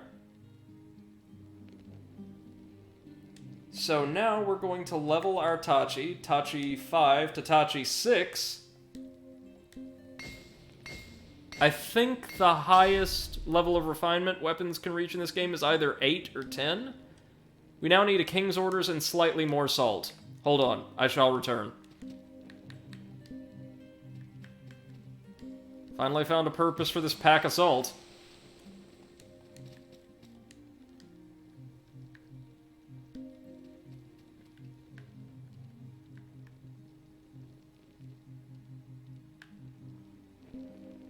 Tachi 7. Honed. Oh, what is this? Did we, like, upgrade a weapon to max? Yeah! Okay, no, so sorry, we just maxed out the sword. Awesome. And what can we transmute with you, ma'am? Sorry, we can create yokai masks? That's kind of cool, I guess. We can get a crossbow from the Dried King? The Adrestia. Okay. The Whispermen give us a sword. A magic sword. We can actually craft a Varangian Spatha. Not sure why you'd want to, but I guess you can. What other boss weapons have been made available to us?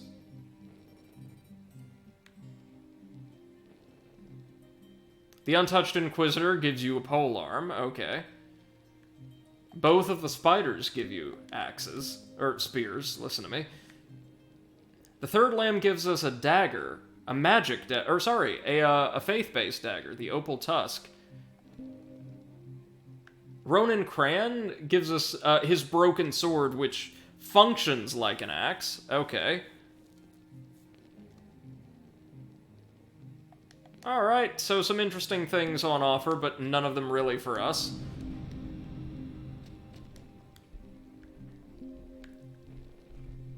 Let's away to the ziggurat, then. Or the temple, my bad. The temple is beneath the ziggurat, thanks to the island's bizarre geometry.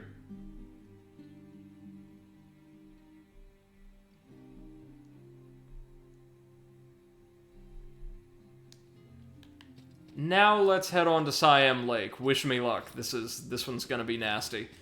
If the stories that have been told about it are remotely true.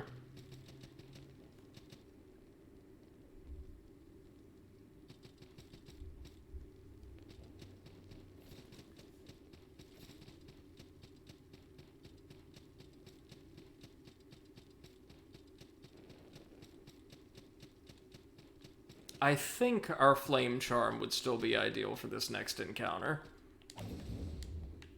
Oh, sorry, what's this? Nope. Ow. Missed this entirely.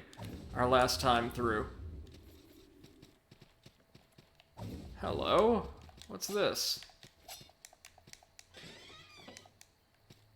Sorcerer's Set and the Flame Star either spell or invocation. Okay.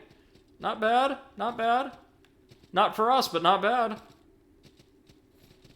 This game takes great pains to make magic builds, like, very viable, and I really respect that.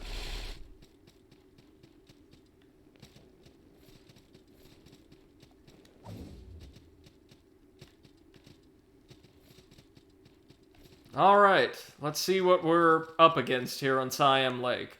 Oh, look how far we've come. I've been on this island for a long, long time. The air, the salt of the sea, it all hangs to me like an ancient crust. And the shipwrecked, like you. Oh, so many shipwrecked sailors. So much fleshy flotsam. Fleshy flotsam with a shared secret. You are all the betrayed, you are. I've seen slaves and whores masquerading as nobles. I've seen soldiers and sailors wrecked from the same ship with different ideas as to what their mission was. You sad, sad wanderers.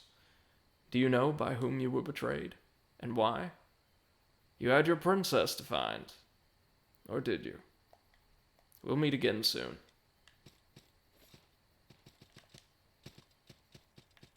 Sanctuary? Yes, indeedy. Siam Lake's super small, so it makes sense that the Sanctuary would be present, like, right out the gate. What is this? This is different. Oh! Oh no, this is the vault. This is the area we can only access, I think.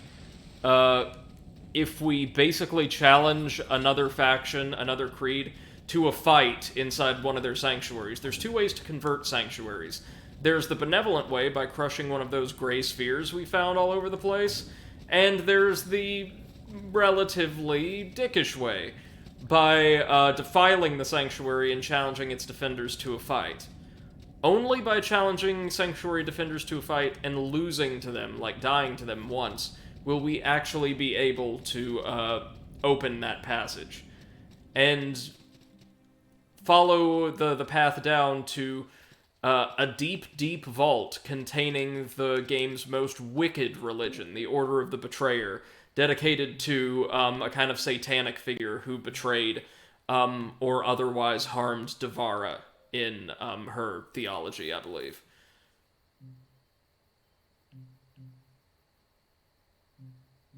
Let me see, do I even have the item I would need to crush for that?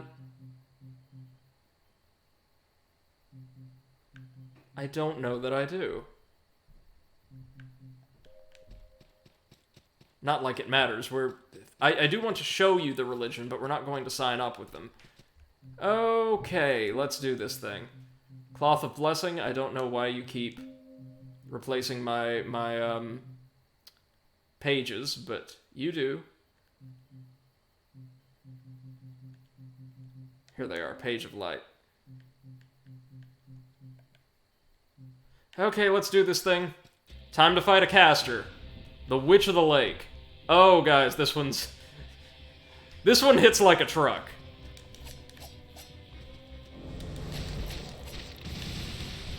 Doesn't have much health, though.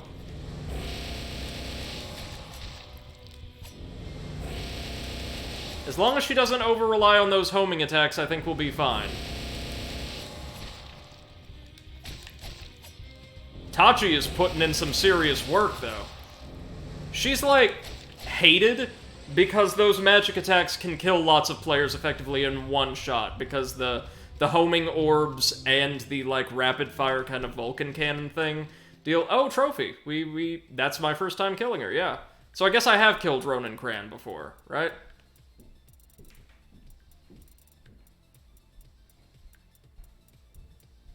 Maybe? Is he even listed as a trophy? Okay, he's not, so we don't even know. But that's the Witch Down. I was going to say, both of her, like, magical attacks actually deal quite a lot of damage very, very rapidly.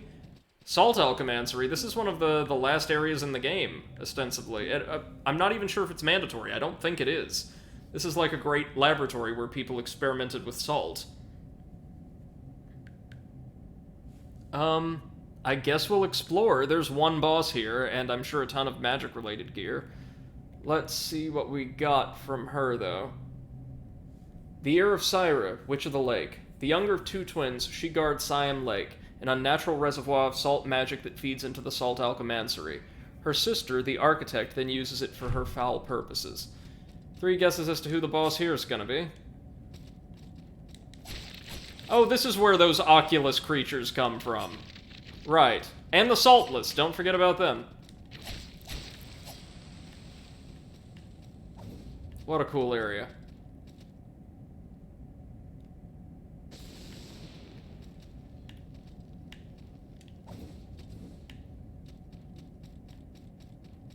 Ah, and here's the Saltless. Oh, we make mincemeat of them now, though, don't we? Look at that. Okay. So clearly we're gonna have to interact with something here. This looks kind of platforming puzzly.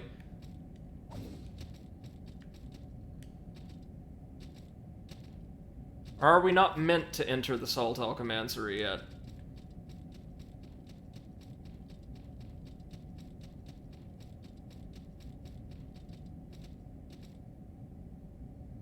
Maybe not. Maybe not. Tell you what, we'll head on to the Pitchwoods, then we'll come back around, because I don't want to throw myself down a chute at this point.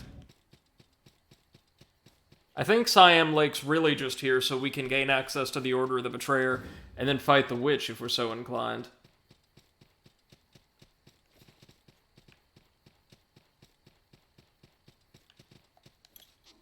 Celestial Shield, bring evade dark magic, warning, despair, pain, despair, despair. Yeah, that's her reputation in the fandom. Oh yeah, she does have a melee attack that we did not see at all that's apparently really nasty as well. She'll like lash out with those skeletal, kind of vaguely arachnid-looking limbs that protrude out the bottom of her skirt.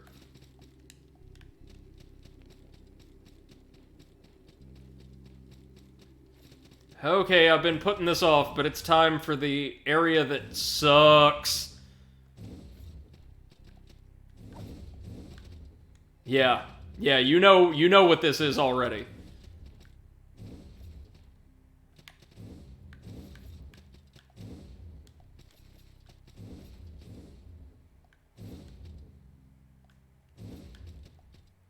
Welcome to platforming hell.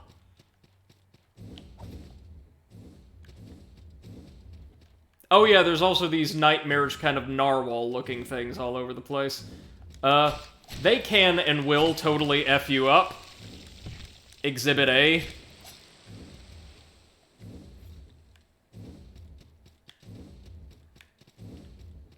Oh no, you don't. Oh no, you don't. What? Straight through my guard? Yep, that's the Pitchwoods, alright.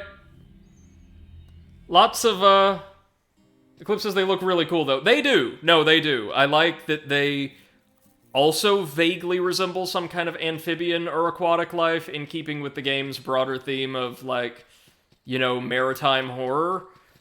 But they're nightmarish, compared to everything else in the game because they have that grab attack. And I think that grab attack is their only attack. Combine that with the disappearing and reappearing platform puzzles, and the Pitchwoods are horrible. Just the worst. The absolute worst. And see, they can use the attack more or less endlessly.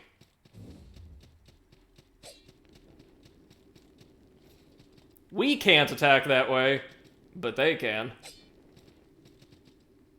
I believe their entire purpose is to incentivize use of the, use of the platforms, but that's not gonna happen.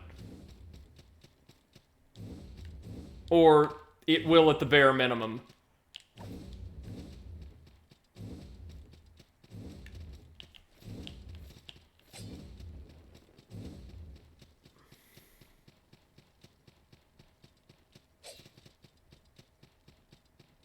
Oh, Sanctuary, please.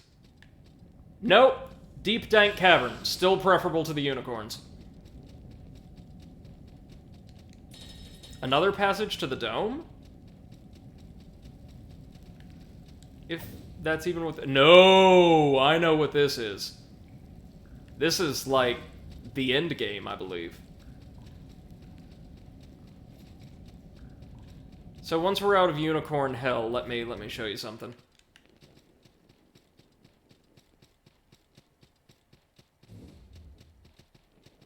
Okay, you see that tower? That tower right up there?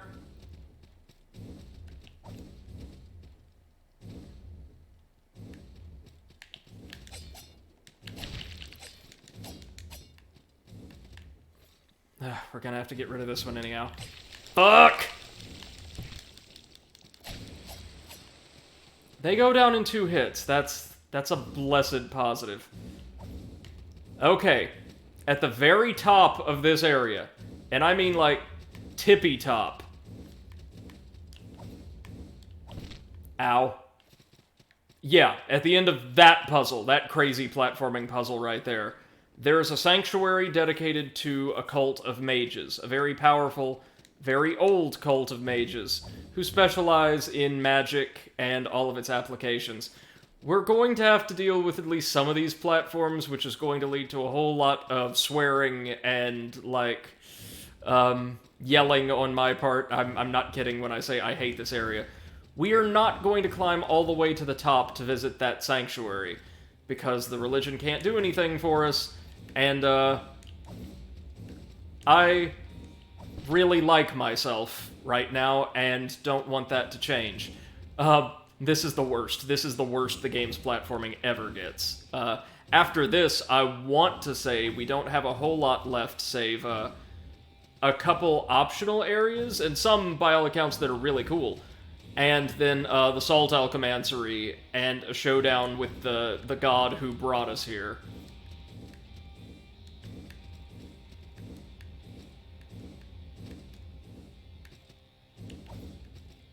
No! No! No! It's a lot. It's a lengthy platforming segment we have to do more or less perfectly. So I apologize in advance, but this one's gonna take us a little while. We want to get high enough to surmount that wall on the far side of the meadow here.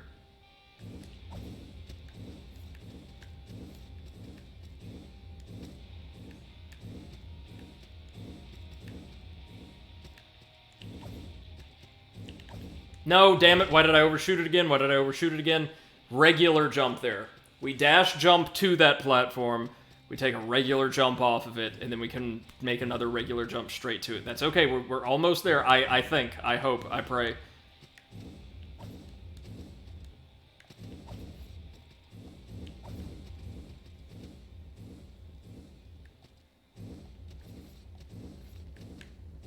Oh, no!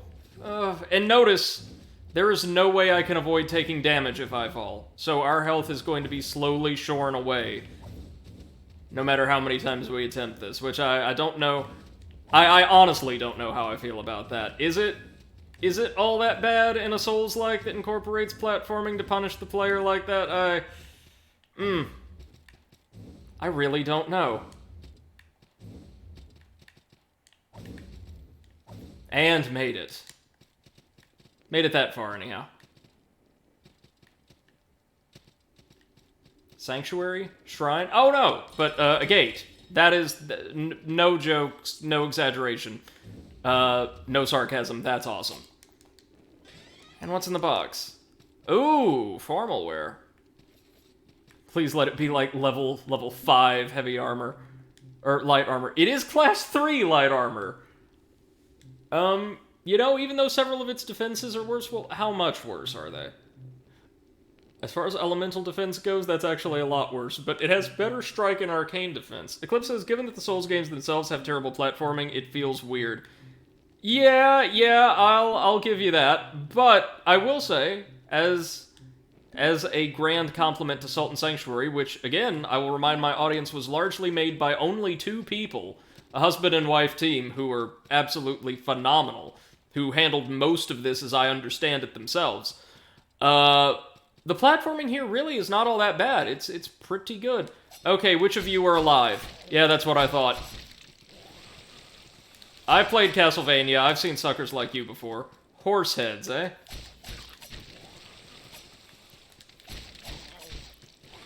At least you don't have a grab attack, as far as I'm aware. I can deal with that, sir. I can deal with that.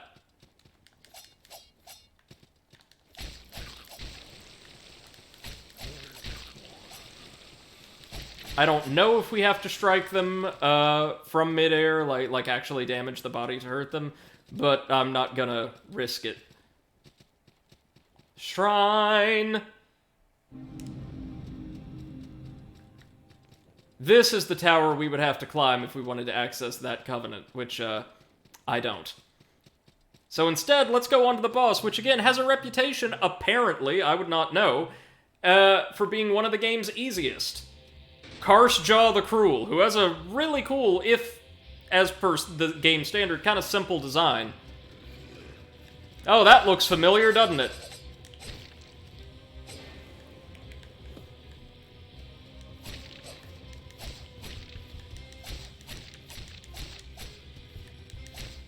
The combination of flame and holy damage on our sword is just devastating this thing, I'm pretty sure. And there we go. Yeah, since it was a giant, like, golem made out of carrion, I imagine it took extra damage from both fire and holy sources. And there's Pitchwoods. We get the trophy for defeating Karstjaw the Cruel. So now all we have to do is explore a crypt and the alchemansary, and then it's on to the final boss. But there is one more secret area we haven't quite managed to make it to yet. Box Assault. Oh, and we did get a reward from killing, or a boss material from killing Karstjaw, right? Ashes of Karstjaw the Cruel. He once captured the support of the populace by scapegoating witches, a popular target. But as stories of innocent wives, sisters, and daughters sent to the stone circulated, his support soured. A rebellion to oust him failed, and he tragically met his end naturally, to fever, thus denying vengeance to his scores of victims. So he's the one who impaled everyone around here, I'm sure. Here we are. The end of the island. It's as dark as pitch here, and this road ends in black water. Our quest ends, but a dozen more take its place. In my questing, I found this writ. It looks important, but then I've never been good with writing. And we get a trophy, another trophy, for aiding him. Oh, let's not forget to give the bag of dirt to our buddy we discovered last night. It's yours, my friend. Despair is nothing more than a forfeiture of privilege. So I get the Carapace Pavise, so a shield. And then some upgrade materials. And he's gone. Okay. So there is nothing else here? The Pitchwoods may have been entirely optional? Huh, alright. Kind of tough area. Really, really straightforward boss. Eclipse says the design of this game's really cool. Yeah, man, it is. I'm a big fan. And they're actually releasing a sequel unexpectedly after like 6 years next year. It's called Salt and Sacrifice, and I'm really looking forward to it. Given your personal taste, Eclipse, I would actually really recommend this one for you, man. I think you'd be able to have a lot of fun with this one. You have a great deal of free reign over your build, and even if you level up, you do not have to improve any of your stats. You allocate points you gain by leveling up to a stat screen or stat grid separately.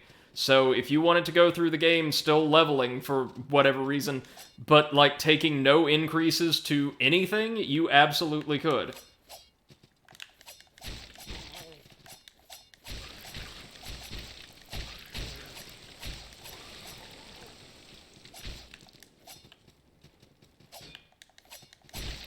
Okay, so we do have to strike the corpse. Flip says, yeah, I'll add it to my list. Yeah, right on. Let us know what you think about it if you ever decide to give it a try. Because this is some quality stuff. I know Seth is really not a big fan due to the platforming, but for my money, I heavily endorse this one.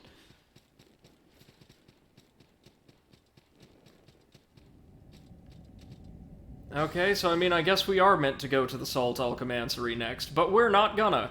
Instead, I'm going to tackle that optional area I mentioned just as soon as I look up how, again, to reach it.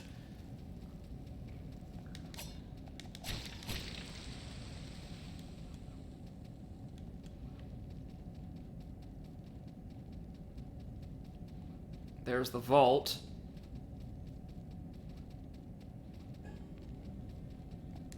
Might as well rest here.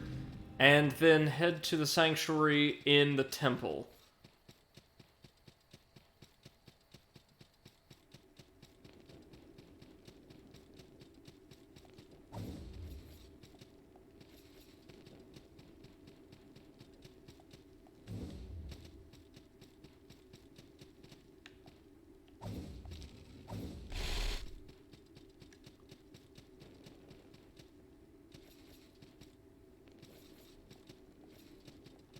I want to say off the top of my head, we have 1, 2, 3, 4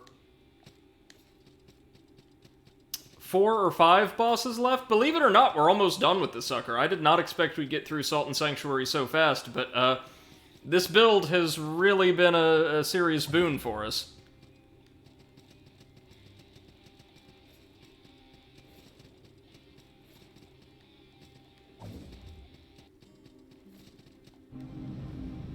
Okay, so how do we get to my desired destination?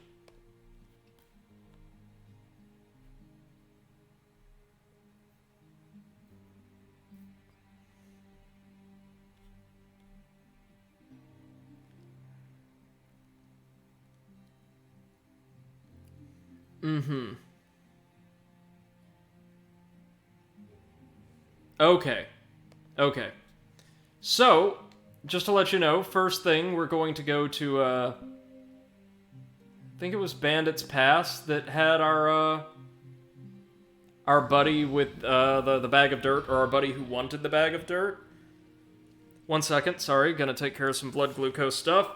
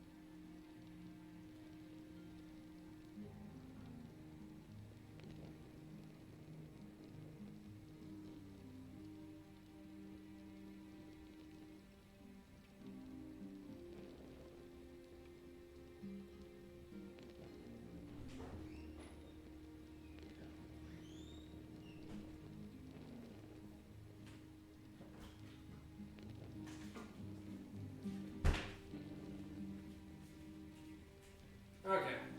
And back.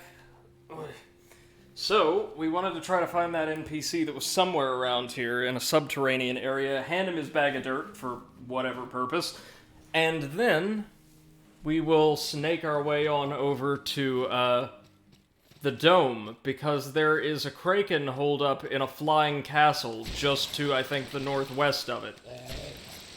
And it's going to take virtually all of our platforming capabilities to reach the castle, but once we do, we'll have a bonus boss and some really rather nifty treasures at hand.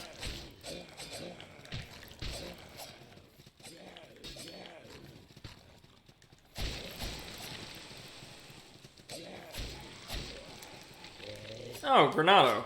That's a halfway decent prize from an early game enemy. Okay, so maybe down here.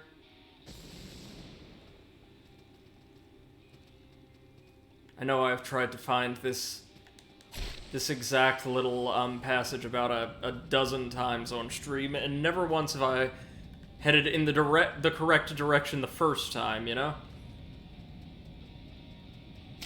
Yeah, we can trip that now that we've destroyed the crossbow.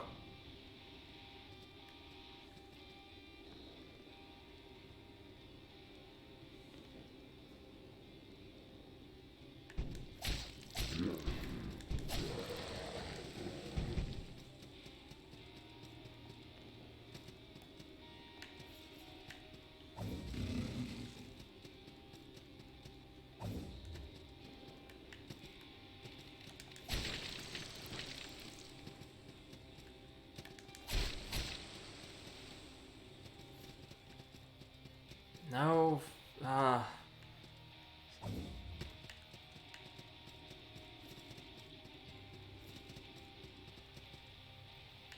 that is not it.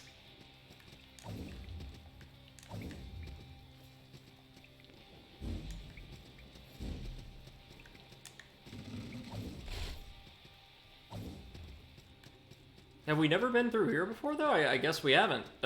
Free shield? Fine. I'm always game for more exploration. And, Lamprey's gear. Oh, okay. Sure, I'll take it. It looks like heavy armor, though, so not our kind of thing. Secret passage, yep. Huh. Well, I'll be somewhere or something. Still not what I'd like to be, though. Banquet. Okay, maybe it's from here. Let's have a look-see. Here, maybe? Or no, this is where our buddy was, right? The beggar, the first time we ran into him. Yep.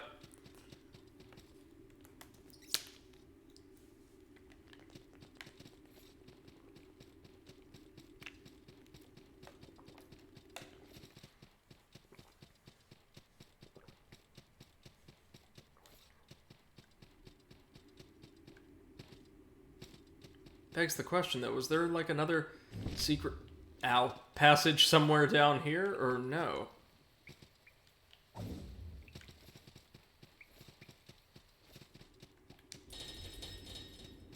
There's a portcullis I never opened for whatever reason, but there we go. Interconnectivity.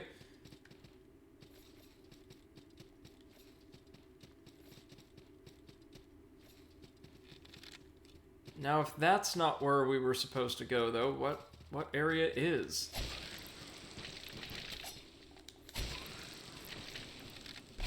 Is it, like, somewhere in the Village of Smiles, maybe? Oh, you know me, always confusing one subterranean tunnel for another.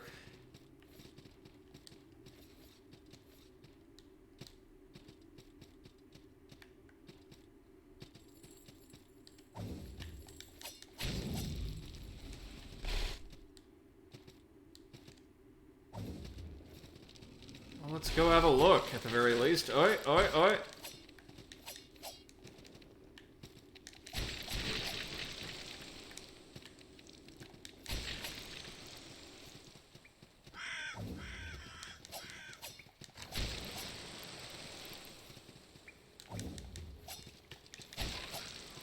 Man, how far we've come from these guys being a credible threat, huh? Well, kinda, sorta, pseudo-credible anyhow.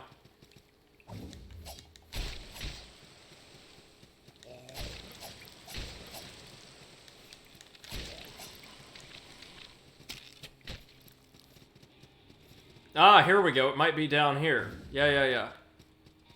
Or somewhere around here. Watching woods, no. Well, maybe? Is there like another tunnel over here, or... No.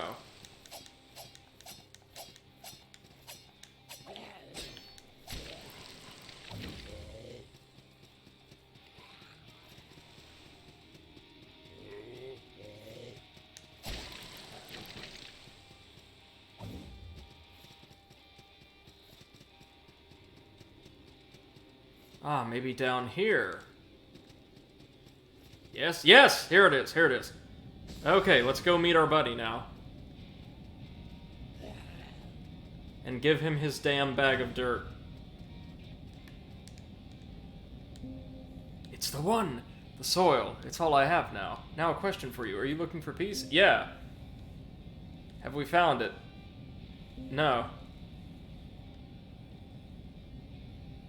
Oh, and he gives us, special armor as a reward. That sounds like it's probably going to be a bit too heavy, but hey, it's there for us. Royalist's gear. Yep, way too heavy. Class 3 heavy armor. Well, that's fine, though. We still have, like, the satisfaction of doing a good deed. Now let's blow the horn and get the hell out of here and go to the dome. Because, as I said, a Kraken has managed somehow to set up shop in, Hold on a second, I'm just going to plug my headphones in. Well, if I can, if one of the cords is around. To set up shop in a magic flying castle just in the skies above the dome. And we're going to be like... I think she's the only boss in the game that uses outright holy damage. We're going to be challenging her to a duel.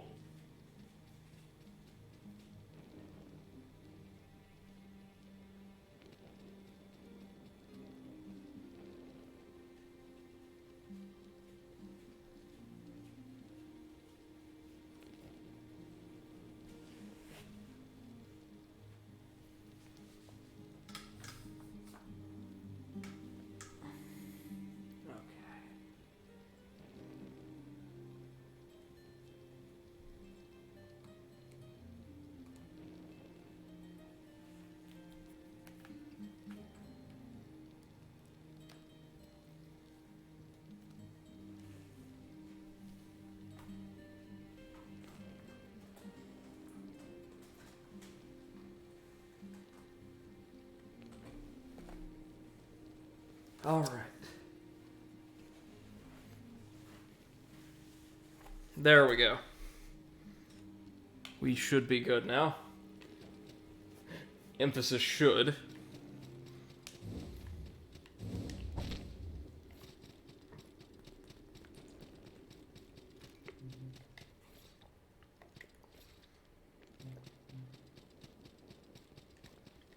Okay, so we're going to be looking for a hard light platform somewhere over here. There it is! And we can supposedly follow these to a castle in the clouds.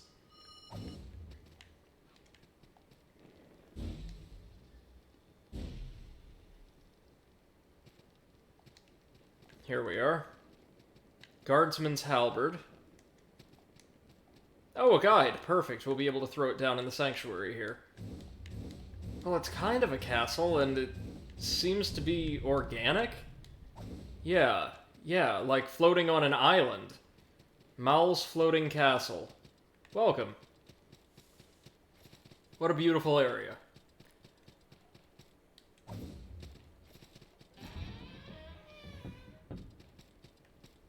Sanctuary right off the bat. Love to see it.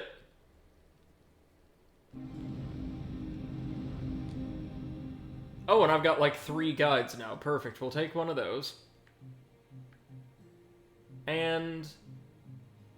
magic resistance from a stone alchemist? We might actually need that, given given what I know about the boss. She's a caster, this one. Oh, and another guy. Wow. So is there, like, nothing here but the sanctuary and the boss, maybe? No, that can't be right. There's got to be more stuff here. It's a really cool transition to the area, isn't it? Discovering it for the first time. I can't imagine what it must have felt like for the first player to discover that this place was here. Nope. Nope, she has guards. Very large, very hard-hitting guards. Oh, yikes.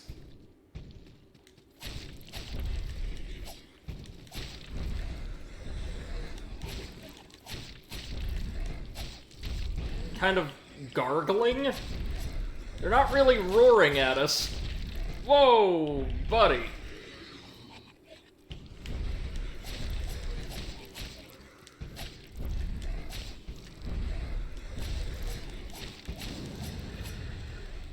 A Crypt Keeper. Yikes. Let's hope we don't run into too many of them. And Mimic, of course. Holding a crystal sphere. Alright. Fair dues. And another Mimku. Silver Salt Charm. I'm just expecting, like, all of the chests here to be Mimkus. Mother Merle's over there.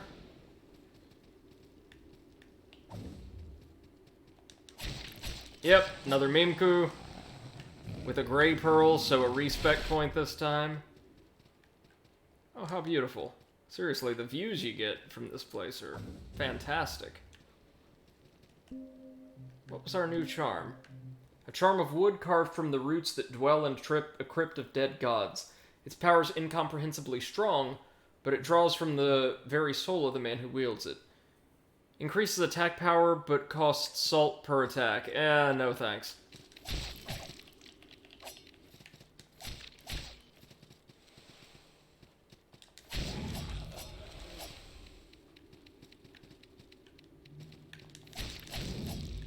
So the enemies here, fittingly, are almost entirely Kraken.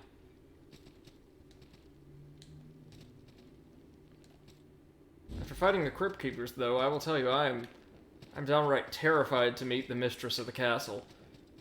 She's not a physical attacker, I know that much, but even still, like, the health and the damage output on those guys, woof.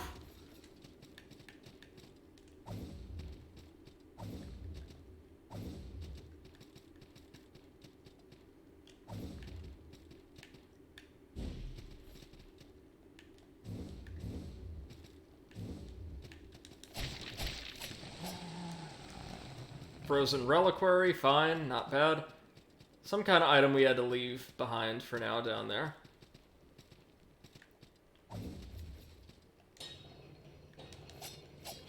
Oh, this is an actual chest. And there's another crystal sphere inside. Awesome, well oh no, here we go. Didn't mean to fight, or trigger the fight with you so early, but hello, she is a beautiful looking creature, isn't she?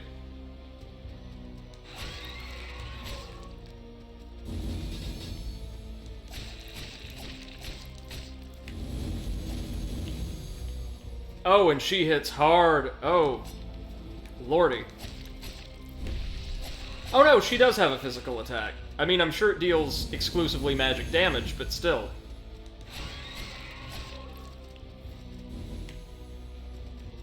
Okay, she's got, like, homing soul mass.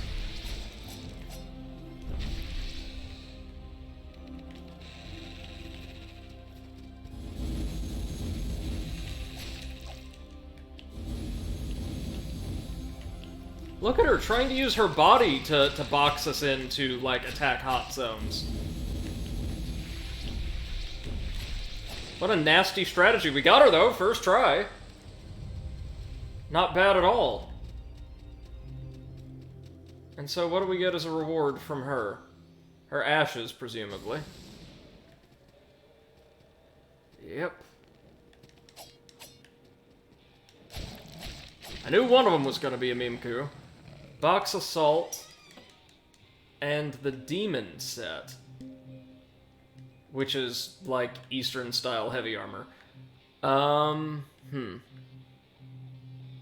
can this tell us about our newest foe?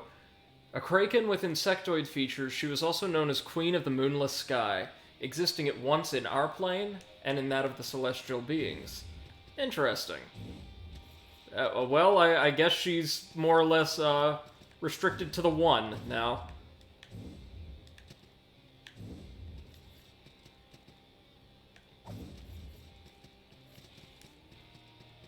So a short area, but a fun one, I think, with a pretty cool boss.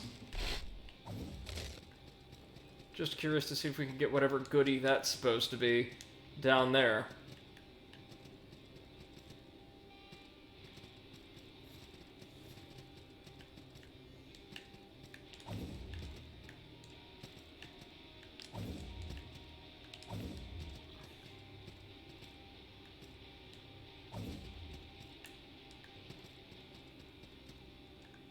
Or does it really matter at this point? It may not even matter, frankly.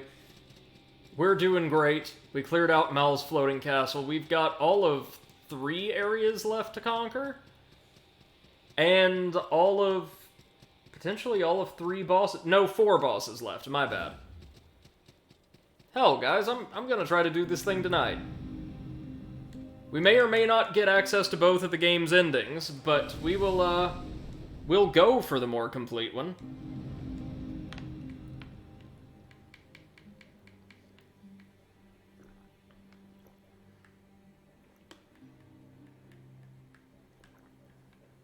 You know how this goes, just more decks from here on out. More decks, and more decks, and more decks. More damage. I do indeed want to visit another sanctuary.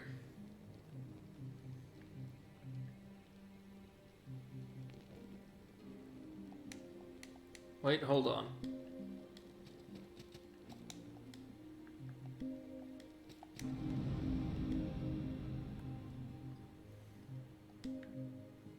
Let's call in a mage and a cleric as well, just to see if one of them can offer me the item I need to anger sanctuary defenders. Cane and branch and a ring, no thank you.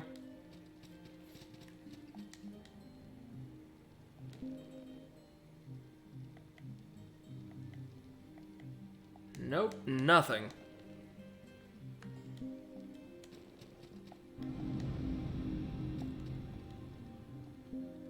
Well then, let's travel to the ruined temple.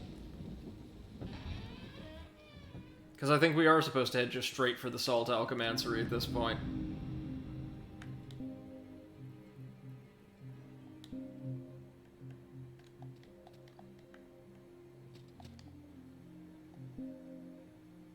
You don't happen to have it, do you? No, of course he doesn't.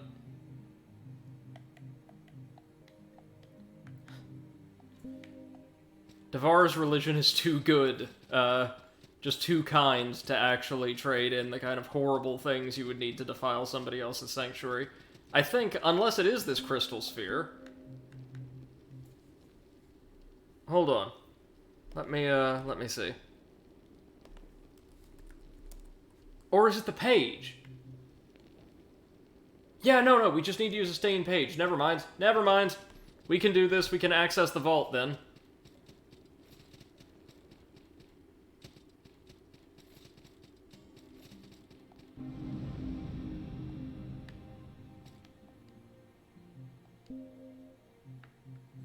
Let's, why don't we actually go over to Kran's Pass and, instigate a fight with the House of Splendor. Now, apparently we need to piss these guys off, and then get killed by them. No, not on our weapon.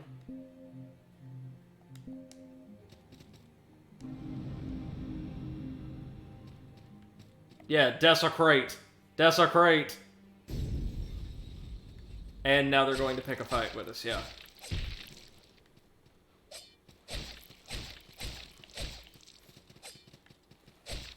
Well, it's gonna take forever for this poor guy to kill us, but go ahead, do your worst.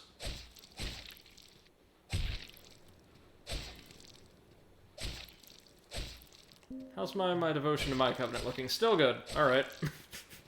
Oh, the things we do just to see content, right?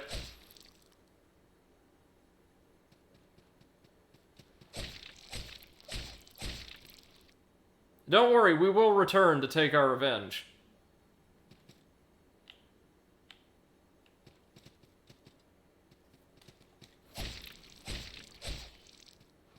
Would have been great if that one hit would have just killed him outright, yeah?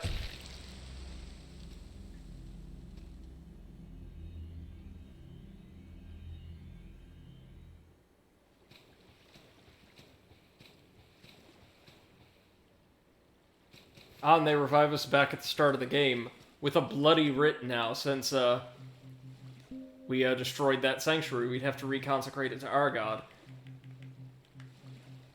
A bloodstained papyrus page containing some not quite legible symbols. You sense that carrying this proves something about your heart, but you're not quite sure of what. Well, it'll give us access to, like, the evil covenant.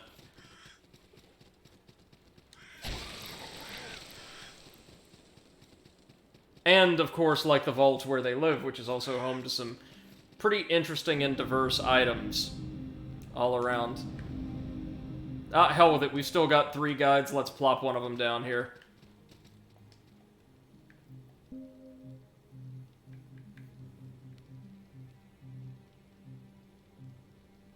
So we're going to head to Siam Lake, and from there down to the Blackest Vault.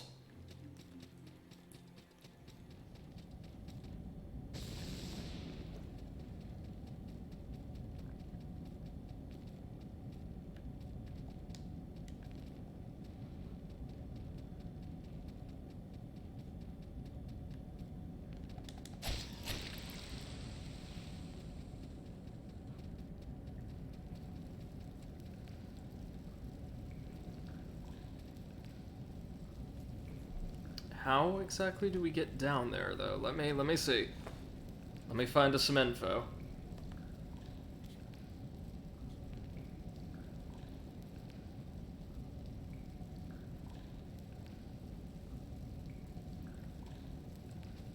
Okay, so we just platform down here. Ow.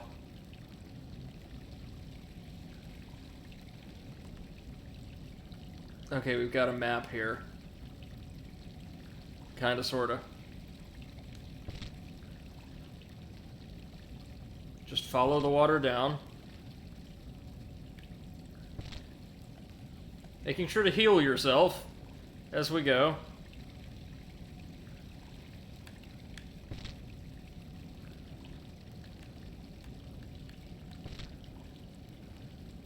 And 2 more. Almost there. Almost there. Right below Sanctuary, yep. Ah! Lord, I knew there was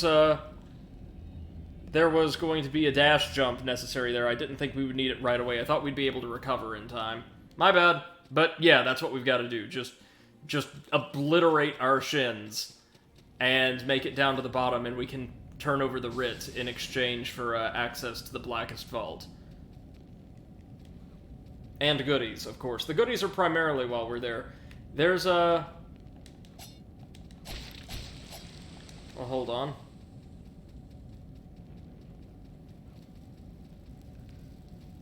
I'm gonna have to research one more thing once we get down there. Just give me a sec. Oof. Ow. Ouch. Ah. Doof. Doof.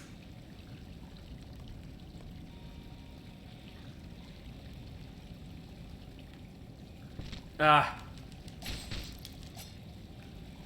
Not today, Salt Bat. Not today.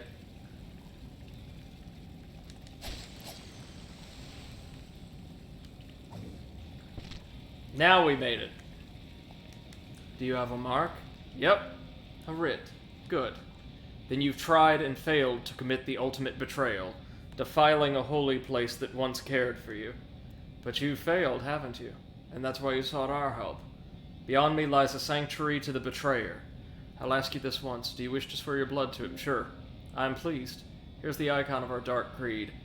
And here's a key to the door that lies beyond me. Revitalize our sanctuary. Spread our malice through the... Oh no, I didn't mean to join the sanctuary, or the covenant. I just wanted to access it, like the others. Oh no. Well, I've still got Devara's.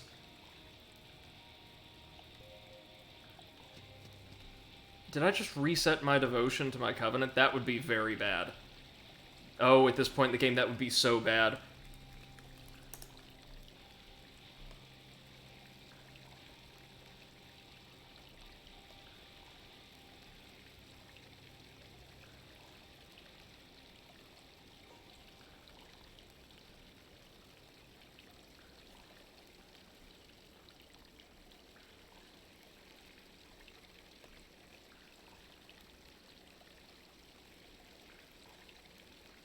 Oof. I may have just screwed myself. Yikes.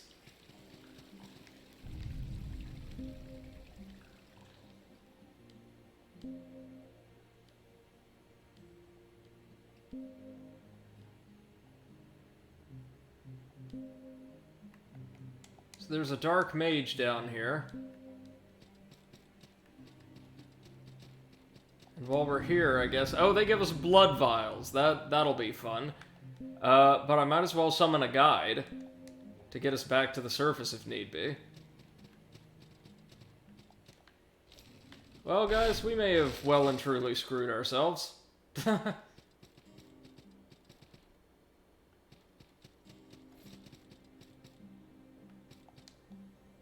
Shall we spread malice? No, I'd really rather not. Please, please take me back to my home, Creed.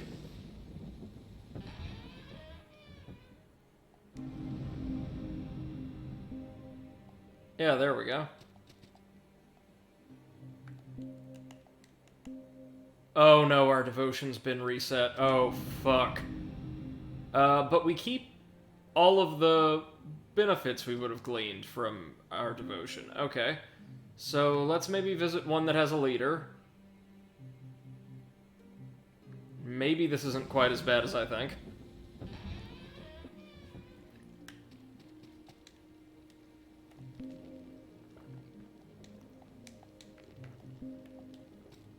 Yeah, so, like, our devotion's been reset, but we keep all the bonus benefits from maxing it out. Okay, it's kind of a shame we lose our max devotion, accidentally. That's the only time in the entire game outside of the intro where you get to switch religions by talking to someone instead of interacting with them. But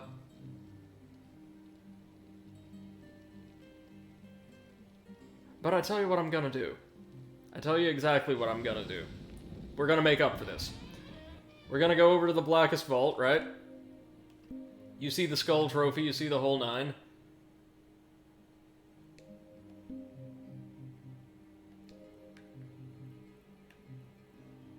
Blood vial.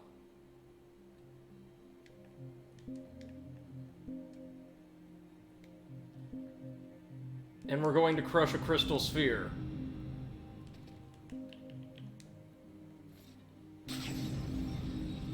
There we go. I can't get the devotion back, but I can rectify our mistake by claiming this sanctuary for Devara. And you know what?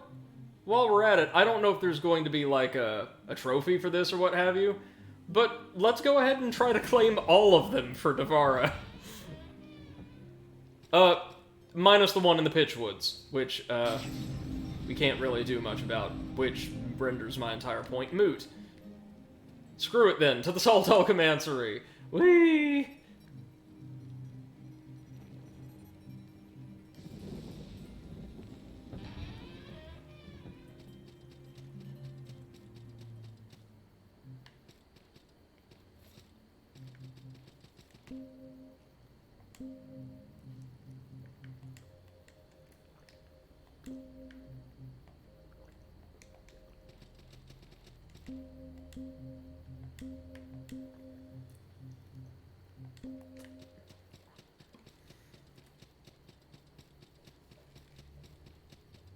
Maybe the devotion is normally meant to reset, like with all of your progress and all that locked as well.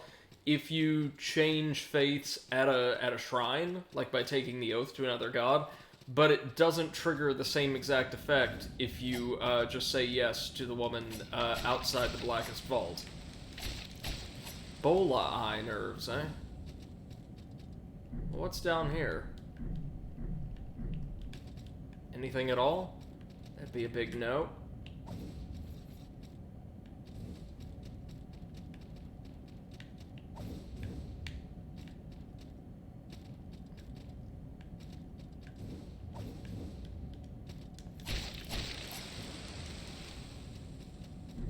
Oh, here we go. We can just blow ourselves through these, ducts. Awesome. Well, let's go ahead and claim the sanctuary.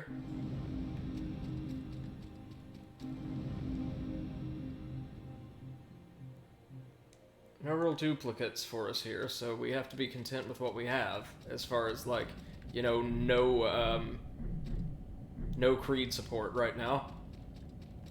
Oh, navigating this place to get all the goodies would be nightmarish. Oh, that's a meme coup. Of course it is.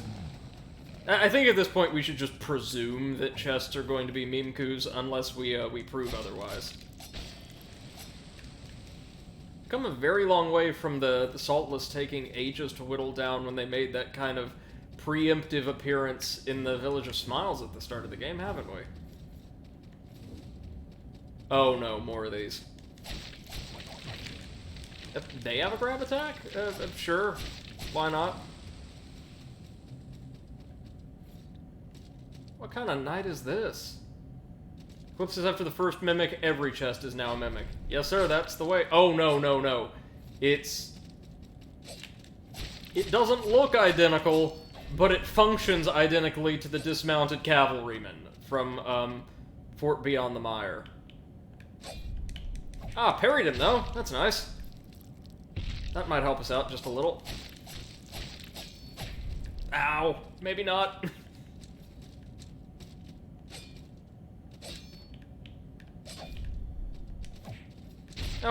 Okay, so he's tough, he's tanky, but at the very least we can kind of just juggle him into oblivion.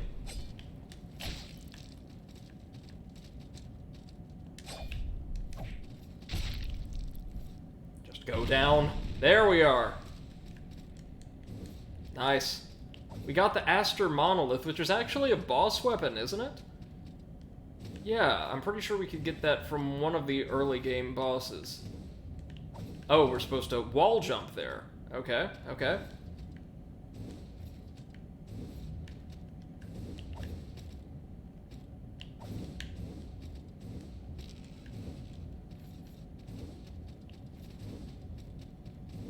A lot of verticality at this level, a whole lot of verticality. Not entirely sure how I feel about that. Anxious, perhaps? Yeah, let's go with anxious. Oh, able to kick down a shortcut there. Bundle Assault, and another guide. Great, so we can connect the Salt Alchemansary to our fast travel network.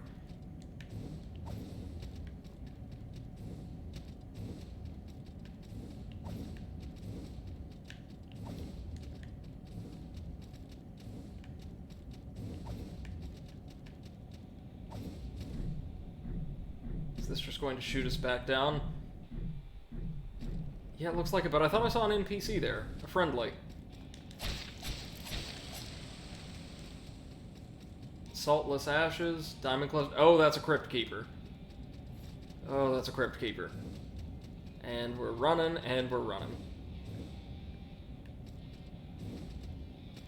Is this gonna take us to the boss? It's looking kind of bossy around here. The boss is, of course, the Siam Witch's sister, the Architect. Who is going to be fighting us with a partner? I think, is it going to be our first, or in fact the game's only dual boss? Like, as far as the boss being comprised of two totally distinct entities with unique movesets, I think so. Stone Alchemist and the Prina Scutum. Okay. That doesn't sound too bad. The Alchemist, certainly not. The Shield, we could, take or leave.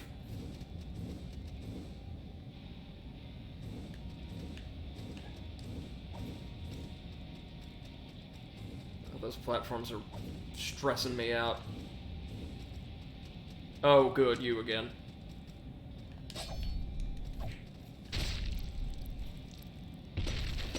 Whoa!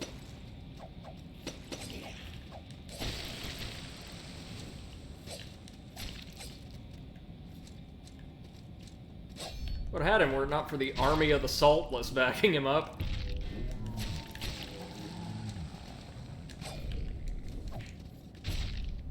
Get some ashes for the Saltless, and just keep on comboing him into oblivion.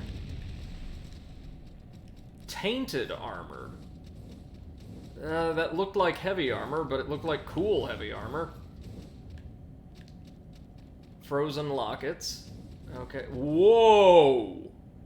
Oh, that's sick. Some kind of bat-crab hybrid. With a rolling attack. Yeah, you know, why not?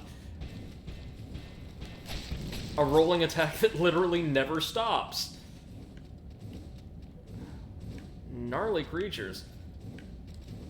Cliff says, Brady said something heavy is cool. It's the 9th sign of the apocalypse. Well, with a caveat. In this game, there actually isn't such a thing as medium armor. There's just light and heavy. No real distinction made for things that would be, like, of average weight in any other action RPG. For instance, basic leather armor counts as fundamental, like, really, really simple, heavy armor in this game, for whatever reason. So, is it like Dark Souls heavy? Probably not. Hopefully not. Still means we can't use it.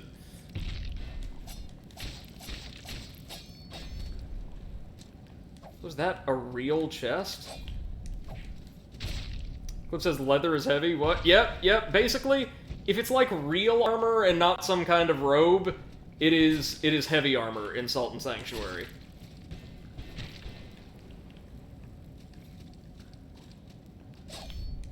We've got bats and knights together. What fun.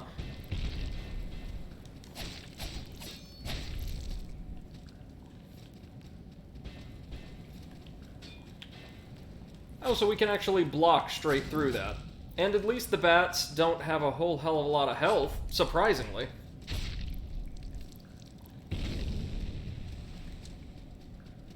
This is a real chest, right? Yeah. The Tainted Great Shield and Rancer. So we've got like a full Tainted set now. Up, materials awaits. Up, insane chest. Jump, materials. Over, get loot. Oh, yeah. Yeah, look, there's a little alcove we could stick ourselves into here. Oh, dude, sick. Thanks, Journey Bottles. A frozen tome. So we won't need it, but it's a weapon reinforcement material. I love that these things' lamps actually absorb light that the player casts off. That's really cool. You're going to need to cast some light, though.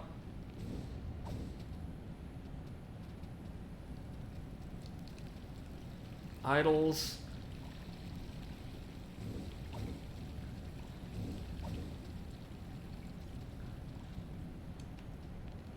Ah, back to the, same little area as the Blackest Vault. Ring of Meditation. What does that do? Polished wood ring. Carved in it is the symbol associated with the goddess Devara, though its origin can be traced back farther than the creed. Reduce the cost of divine prayers. So for a faith build. Okay. Or a wisdom build, in this game's case.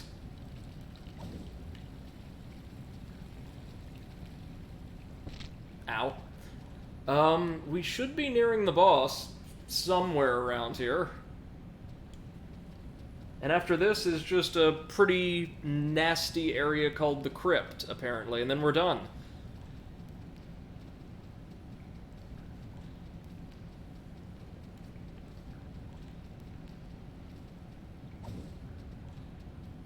Oh yeah, here it is. So we don't have the most heals, or the most anything right now, really, but, you know what? To hell with it. We'll give it the old college try. So we're going to be fighting the Architect, who is the mage, along with the Unskinned, her creation here.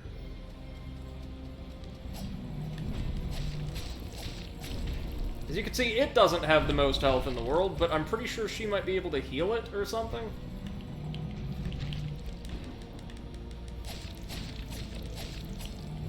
Ah, come on. Or maybe once we... Ow, ow, oh god! Drain its health or something, she'll be vulnerable? Nope. I mean, she's healing it, yes, but very, very slowly. Oh, we're getting effed up. Yeah, that's fine. That's fine. For, like, having no healing items, that is a really good first run. And it looks like she can heal him, but not really at a rate that we need concern ourselves with.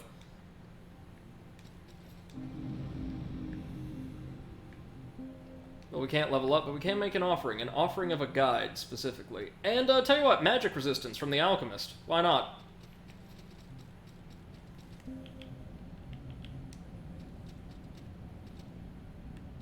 What's down here? Did we... Oh, this just spits us back out on this level. Woo!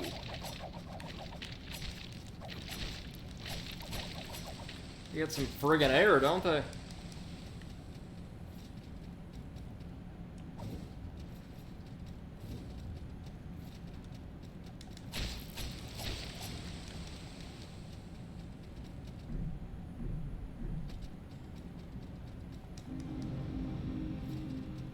Let's try that again. As per Sultan Sanctuary usual, the mage is nowhere near as nasty as the massive golem it has backing it up.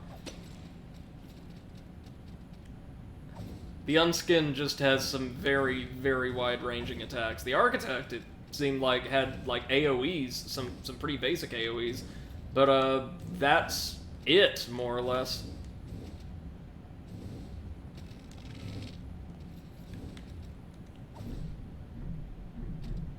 I know there's lots of goodies I've neglected to collect here, but we'll get around to them eventually, I'm sure.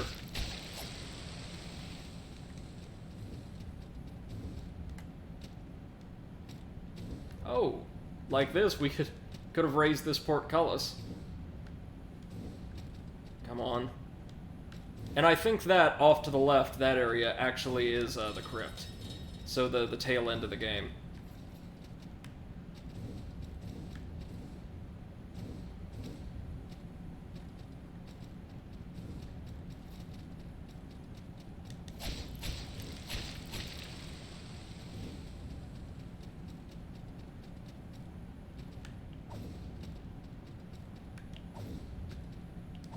We made it up there before, right? I think so.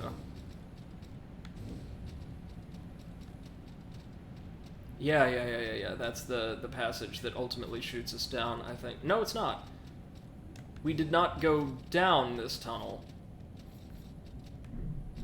So is this just gonna spit us back up? Or, yeah. Yeah, it will. Alright. Interesting traversal system, and it also makes the area look and feel quite a bit bigger than it is, which is a pretty nice trick on the part of the devs.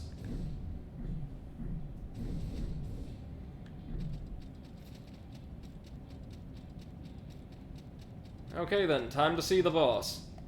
What I love about our charm is, combined with our page, it allows us to have dual elemental buffs on our weapon at all times. Or virtually all time.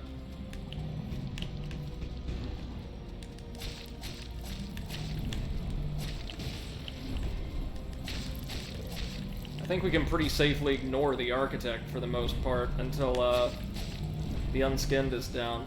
Did she give us our salt back? Yes, she did. Or, hell, let's just get rid of her first. If she's just gonna stand there stock still. Oh, so those aren't like time-delayed sigils she's casting, they're mines. Well, it's the first boss in ages that killed us, but not, like, infuriating or anything. And we get the Alchemansary trophy for killing her. You get a gold trophy for killing the tutorial boss. We are not going to be able to do that. And we've not taken an oath to the Horrible Covenant or the Poison Covenant or the Horrible Covenant in the Pitchwoods, and we probably won't. What's this last trophy? I'm just curious. Become the new Lord of the Island. Okay, so get, like, the more complete ending. Gotcha.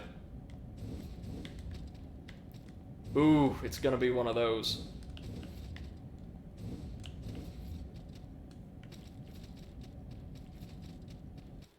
To the crypt? Yeah. Yeah, welcome to the crypt of dead gods. It persists and persists. But for what? Survival or dominion? It can flee and survive. Or it can remain and claim rule. It'll find both of these feats impossible. What does it strive for, then? Survival or dominion? Dominion, obviously. We're going to usurp this god. Not exactly putting an end to the horrible things it's doing, but just do them for our benefit. Not in the least because it gives me a trophy, and I think a unique piece of armor. This island is my domain. Those who wish to flee must earn their escape. This is impossible. It'll discover this. What stands before it is a puppet. The puppet is my voice. Find me. Yeah, so, as it happens, the god at the heart of this island, and it is in fact a god, has been siphoning, energy off of, oh, shit, religious adherents for ages by calling them to this island and draining the, I guess, spiritual power of their prayers, to their own gods and the like, to instead sustain itself. So, in this world, the gods exist, many gods exist, but loads of them have not actually heard the prayers offered to them in ages, or have, and have been unable to do anything.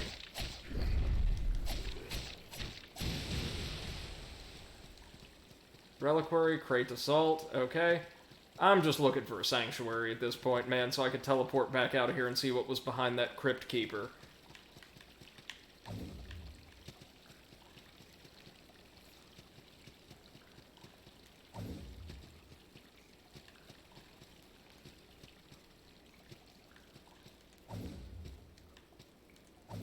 Now then, the god of the island, the nameless god, is not actually the boss of the crypt, however. We've got a couple more guardians to get through before we ever make it to his palace.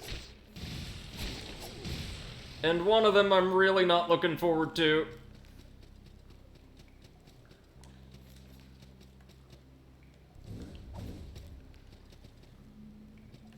Crypt Keeper. Oh, hell no. Ow. Yeah, tell you what, I'm going to dodge you guys, like, religiously. Because, fighting you is not worth it. Not worth it in the least. Oi.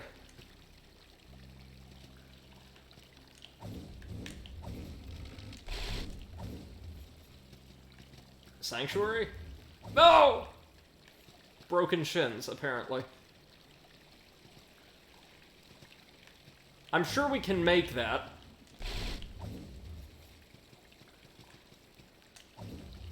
Yeah, there we go.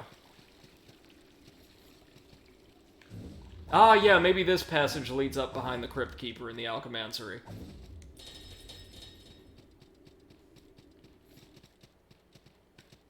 Huh? Well, no, this is different yet again. Oh, a Covenant Leader. Just in case we're interested in calling one of them in, which I don't think will do us any good at this point. Where are we? This looks to be a secret wall. And on the other side is... Oh, good! It's the Pirate Cavern. My favorite. Well, let's go ahead and rest here while we wait for a proper sanctuary.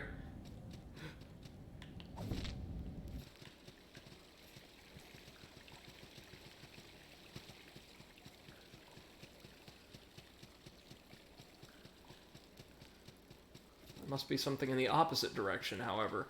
Maybe the area's proper sanctuary. I know there is one in the crypt. I just don't know where it is. I know nothing about the crypt, effectively, aside from its bosses. Yeah, there we go. Sanctuary. For all I know, it could be a very long area or a very short one. So we're going to summon a guide, of course, because we are now effectively at the end of the game. We're going to summon a blacksmith to give us an attack bonus.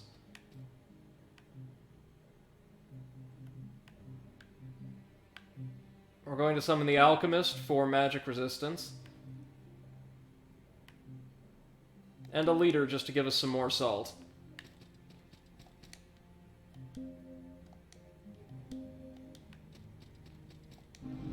And now that we're here, we can level up a couple times anyhow. And gain, of course, even more dex.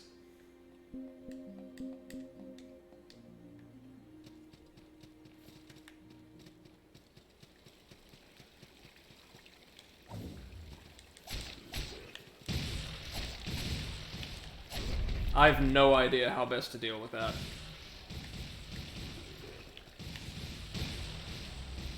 Ooh, God, those golems are nasty. Grave walkers, they're called. Alright, alright. That's okay. Late game enemy, not a big deal. Hey, Morefs, good evening, and welcome to our stream. Glad to see you for the first time. Hope you're doing well, and thanks for joining us. I'm doing pretty well, thank you for asking. This is going to be my first time in the end game of Salt and Sanctuary, and so far we've done pretty good.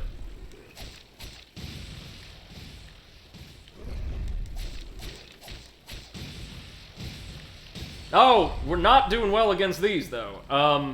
Tell you what, we're gonna leave that Gravewalker be. We're gonna go get the treasure on the other side, and then we're gonna hoof it back to the path we were on. Funny, this regular enemy has killed me more than most bosses in the game at this point.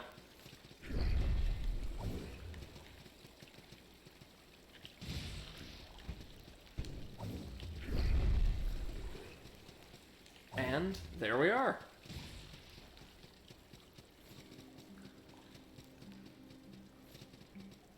Morif says, so it's your first time playing this through. To the end, yes. I logged a partial playthrough years and years ago. I think I made it about as far as, the Pitchwoods, maybe? And, yes, the rest of this is familiar to me through Let's Plays and the like, very vaguely. But I've not done it myself, ever. So exciting stuff. I'm very, very excited for the sequel. Fuck. How am I just falling off entirely? I was playing really well the rest of, yesterday and this evening. Maybe I'm just getting tired.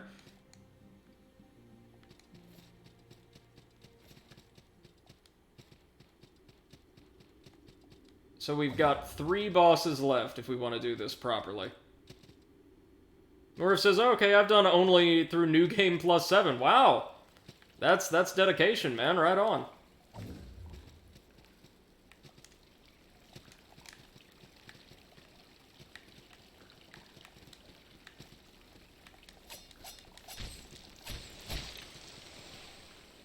Okay.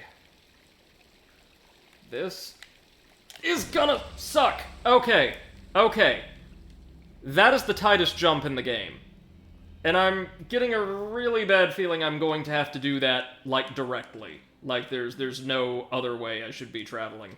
It's, we're meant to do it like that.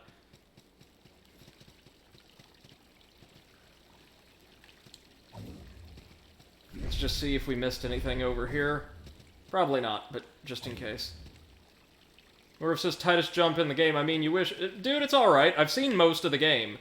Unless this turns into platforming hell at the 11th hour, I think we're gonna be fine.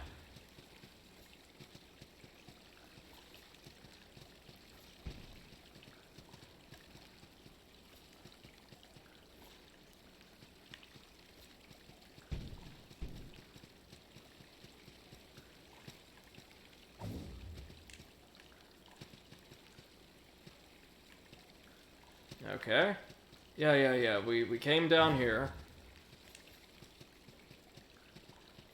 Past the scores of Gravewalkers. What on earth is past the Crypt Keeper and the Alchemanceri, then? Oh!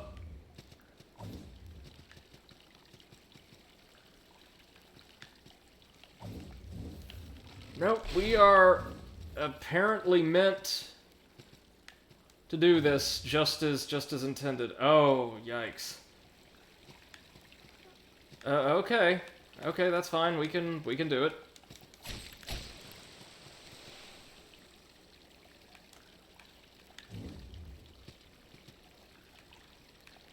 Ah! Huh. I'm noticing that our dash doesn't really work once you fall with enough momentum. It doesn't give you any real horizontal distance at all beyond a certain point. So I'm not entirely sure how I'm meant to do this, unless it is just like, you know, pinpoint timing, which I'd be fine with. The game's not really tried any of this stuff with us before outside of Pitchwood, so... Unless I'm just missing something altogether.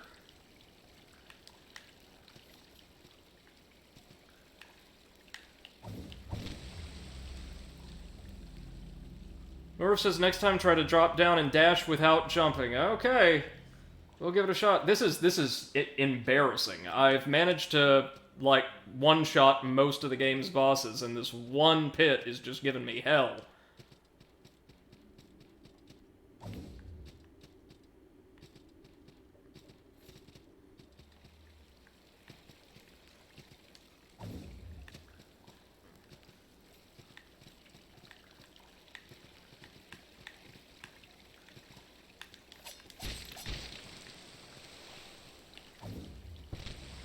Yep. No good. Because we don't get any momentum. We don't get any horizontal distance out of it. It just seems to sputter and fail altogether. So, like... Ugh, this is driving me mad.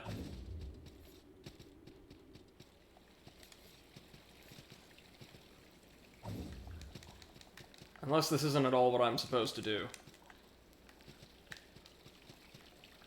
Which is a possibility.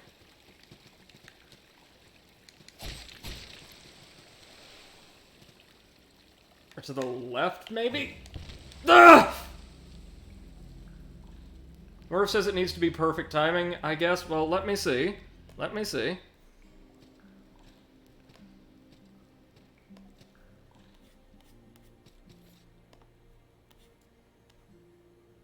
Uh-huh.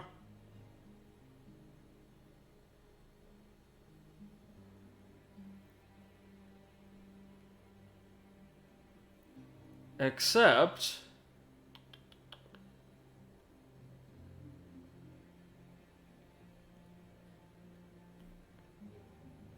Except that is not at all what I meant to do. Apparently, the proper way to tackle this area, or the most reliable, ow, is going to involve... Fuck me! Jesus Christ! How does it get so much harder at the very last stage? It's one of those, I suppose. But we're supposed to go past the Grave Walkers and kind of, like, shuffle our way down to the ground level. So, if I'm reading this correctly...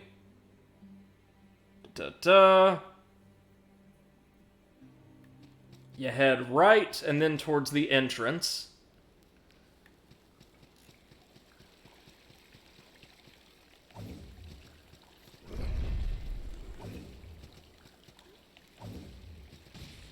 Make our way to the floor below, like so.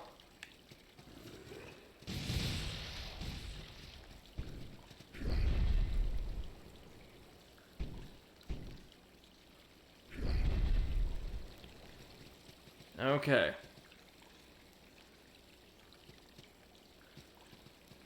No. We wanted to come over... Not over here, right? This would also be an instant death. Or maybe not.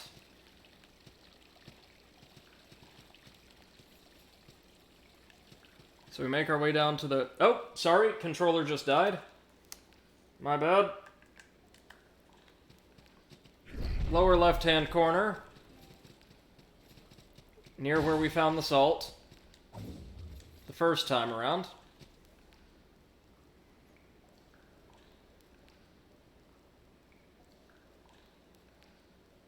Mm-hmm. Mm-hmm.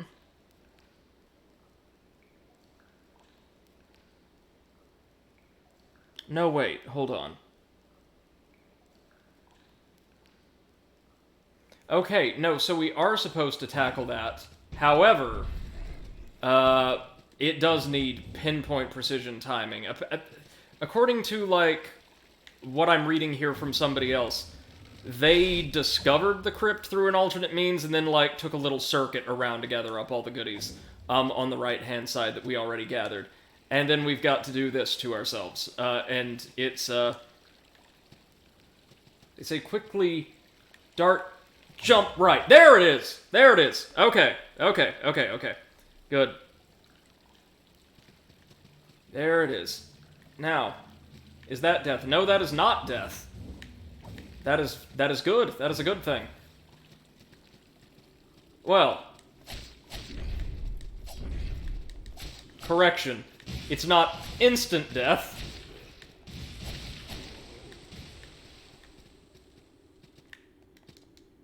Lord's orders. Just in case we wanted to, like, fully upgrade a weapon. That we haven't been able to yet. Frozen Tomes. Gotcha. Not bad.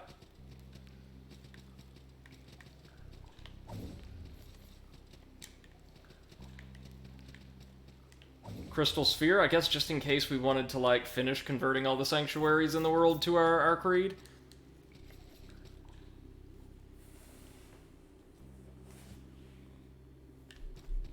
Let's see what was on the other side.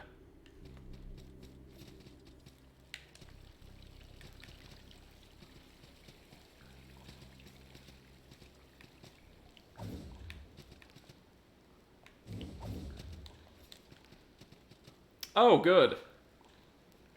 Oh, good. Another one of those. Okay, so we'll come back to that. And just generally keep trying to work our way on down to the floor. Because the floor is safe. The floor is good.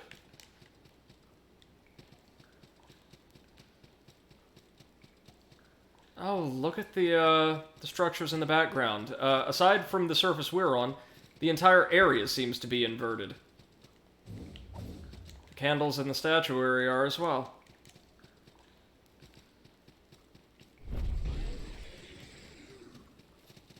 I'm not interested in fighting any more of those than we absolutely need to.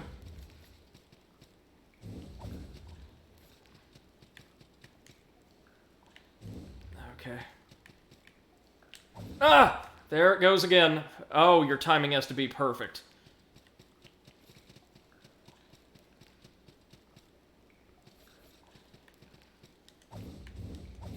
And it's looking to me like this area is going to be very large. There it is. There it is. Hi, how's it going? Pardon me, sir. Just coming through. Oh, right. It's boss number 1. Right. So, remember I said the 3 were going to be plot relevant at a certain point? Oh, no, that's not them. This is something else. This is the one I didn't want to fight. Okay, fine. Let's see what we can do.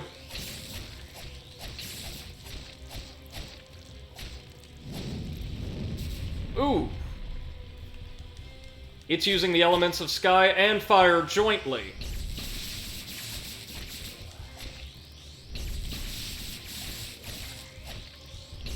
Translation. Crazy Cthulhu Dragon is an expert sorcerer.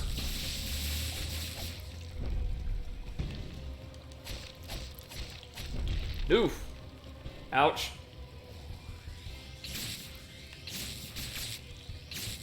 Okay, those are just like mines. Gotta wait them out. Oh. Well, that actually wasn't bad. That was not very bad at all. Huh. Well, would you look at that? We managed to absolutely demolish the crypt. And make our way to the Palace of the Old God, but there's one boss left. It's time you knew my name. There was a time when I held many titles. Men knew me by other names as well. But titles, fame, infamy, it's worthless here. On this island, Jared is my name. The King of Storms, whose castle we cleared out much earlier. Envy is such a thing. A man envies his neighbor, whose wife is very beautiful. A lord envies a king, who commands nobles. A king envies a god, to whom all men must bow. And a god envies... well, a god envies what a god cannot have. I wanted so much from life. Satisfaction eluded me. And the things I prayed for, well, would you believe a god actually answered my prayers? These things, this life, this island, such is my reward. Fantastic power, a lifetime of servitude, and a purgatorial existence in this still place. The god of this island is the god that answered my prayers. His existence is one of insatiable lust for something a god can never have, to be born of light. He preyed on the greedy, collecting on the debts of kingdoms and countries in some mad, mad hope of collecting the thing that he will never have. Alas, we are born of salt, bound by sanctuary. We are the eternally dead. This god, this demon, I want him to remain nameless. His lust for power is fueled by terror and infamy. Men at sea can fear the kraken, but give this vile god no name. Go on. Later, we've got one more boss to fight. Thanks, King Jarrett, for the exposition. We'll be back. Morph says, you seem to be smarter than some of the players in this game because you know how to dodge by rolling. Well, thank you. I just always played really, really lithe, evasive, dex-centric builds in the Dark Souls games, and anytime I play a Souls-like, which happens to be one of my favorite genres of game, I tend to favor really agile, mobile characters and fast attacks. Hence the kit I've got on this character. So, rolling is just kind of second nature to me, and in a game like this, where the iframes associated with your roll are so powerful, it would just feel absolutely crazy to not make the most of them, you know? So I presume our other boss is down there.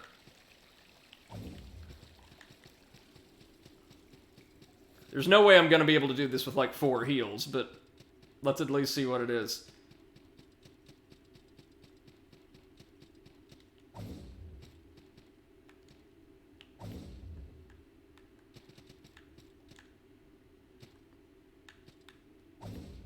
Yeah, we're gonna get to meet some of the dead gods right here. Now, what do we want to do? Morif says, in my opinion, fast attacks and fast movement are just the best way to play this game. Yeah, I mean, maybe the most accessible, to be fair. Or, to be sure. Oh, it's another Blackest Vault scenario, isn't it? Yeah. I do have a map for this section alone, because I don't want to just splatter myself across the ground after coming this far. This is to bring us to the area's secret boss, of course.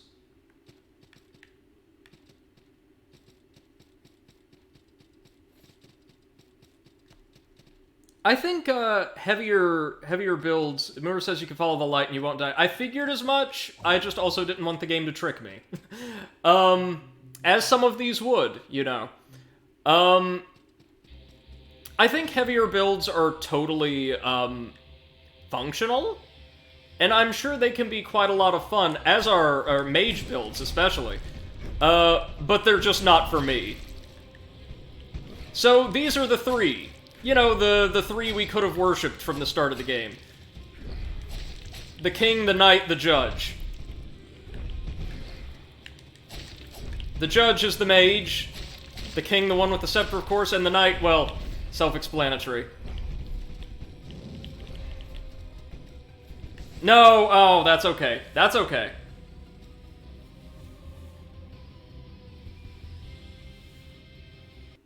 We didn't have a lot of heals, and we weren't even at max health thanks to attrition. So that's fine. We've got them. They don't have a ton of health, and I have a feeling without the knight, the other two are going to be pretty manageable. Now, of course, this does mean I'm going to have to do my favorite dash jump again. Oh boy.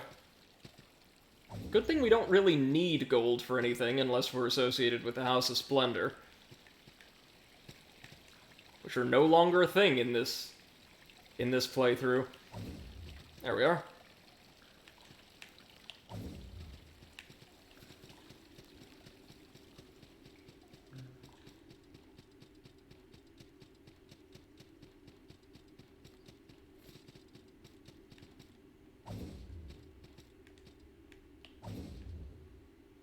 What's interesting is that the gods here, well, I mean the nameless god as well, I'm pretty sure, but the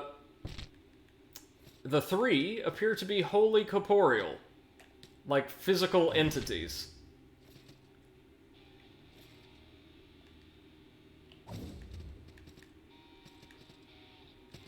And they've not been able to answer any prayers since they've been, like, well, captured and brought here to be drained. Tell you what, I like our Pages of Light. I'm a big fan. But if they're corporeal, if they're physical, I think even more fire damage is going to be our best bet. Morriff says that's a very strange boss fight, because at least I haven't found any shrine close to it. I don't think there is one. I think the proximity of the sanctuary is supposed to be your kind of solace here. Oh, Lord.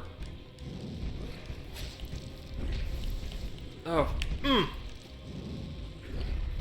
Lord! They're juggling me! Fuck!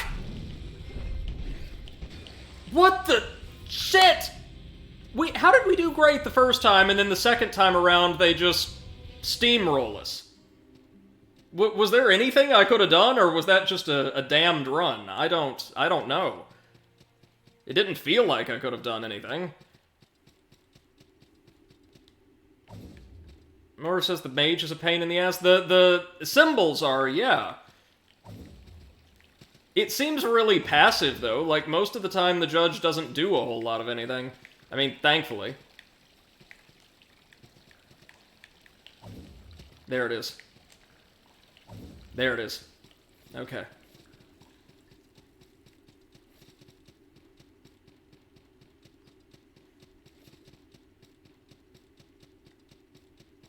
Now, they're tough, as you would expect from an optional boss, you know, like, kind of... I guess they're meant to be like a late-game super boss of a sort.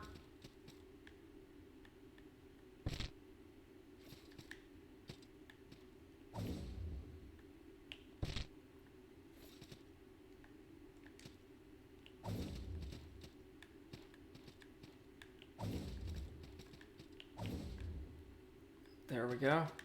There we go. There we go. Alright, let's try this again. It seems like the knight and the king are effective carbon copies of one another. I mean, the king has his little marching attack and the knight has more combos, I suppose, but they serve the same purpose. So, yeah, maybe...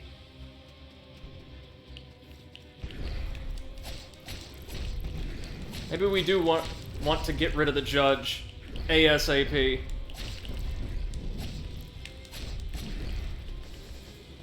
Given how much damage its barrages deal, that may be for the best, actually. There we go, got it. We should be good now. For the most part, anyway. Because it looks like the knight's almost gone? No, the king. Alright, just the knight left. And there we are.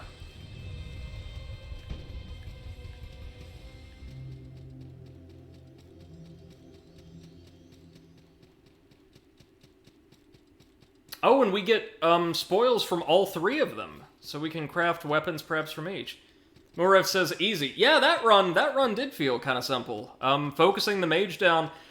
Well, I'd say either focusing the mage, or since they always seem to bunch up, focusing the two melee casters down at once would be your best bet, right? One or the other. So maybe now I can wall jump my way back up or something. Or, hell with it. We've stocked up on them. Might as well make this easy on ourselves. A stone's throw from the final battle. I'm actually really surprised I've managed to make it to the end of Salt and Sanctuary in 3 streams. That's... No, not the Blackest Vault. Silly me. But there is a guide here. And they can take us to the Crypt of Dead Gods. Blackest Vault is actually placed below the final area in the game. On the listing. That's kind of strange. Oh wait, we can level. Why not? Let's crush all the salt we've collected. Just to see if we can gain any levels. Or any additional levels from all of them. Yeah, we can grab 2 more. And you know exactly where they're going. A nice, even 50 dex. With the bonus from our ring being considered, of course.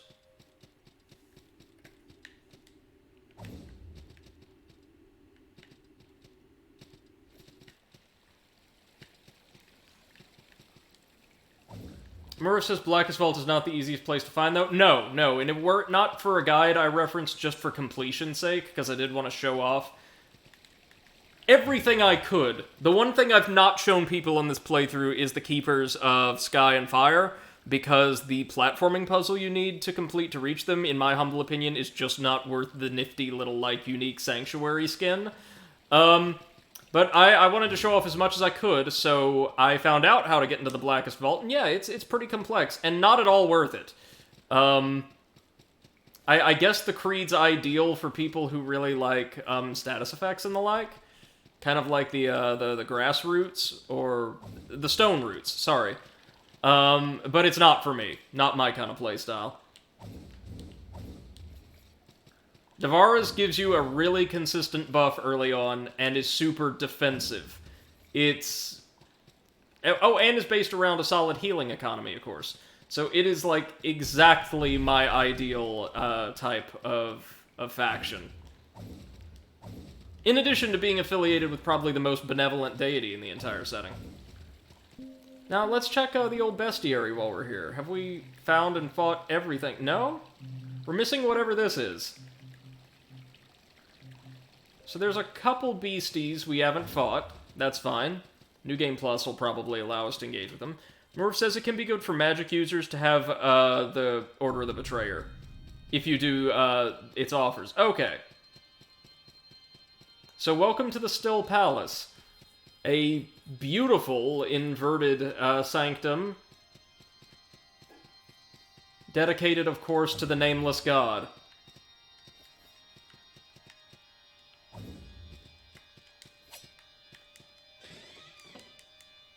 We get a King's Orders, just in case we need it. We don't.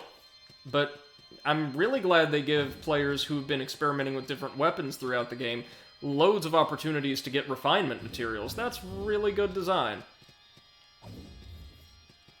Oh, I love the music. Calling horns.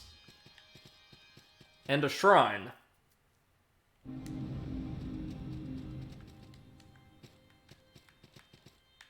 Kind of reminds me of, I mean aesthetically, of course, of the final dungeon from Paper Mario Thousand Year Door.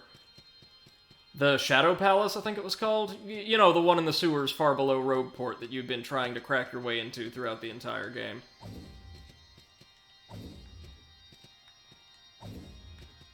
Is there anything down here, or... Yes, of course there is. Wait. Ooh, an out-and-out chest assault.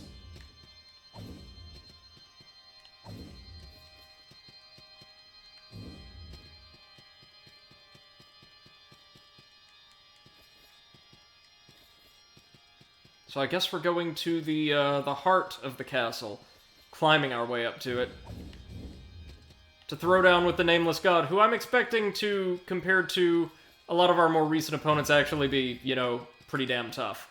So, this might take us a minute, y'all, but we will get there.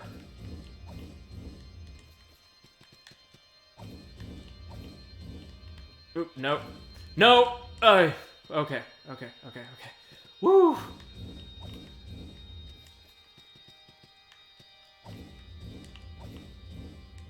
No, we're going to have to go elsewhere first, aren't we? Yes, we are. Is there anything over there? This is probably death, but yep, death. Just checking. Okay, so we're gonna have to find our way up there. There's no obelisk, so just more pinpoint positioning? Probably. Probably.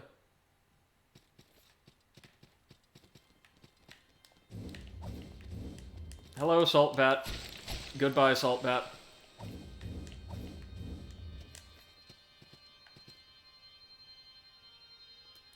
Wait a minute.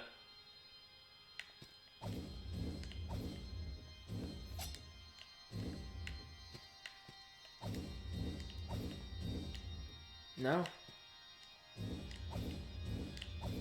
There it is! Never mind. Silly me. The answer was super duper obvious. And back to Hager's Cavern, or at least the bioluminescent fungus from that area.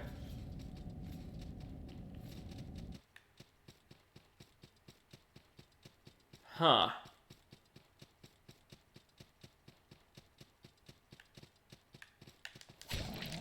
Oh, of course they're Mimkus.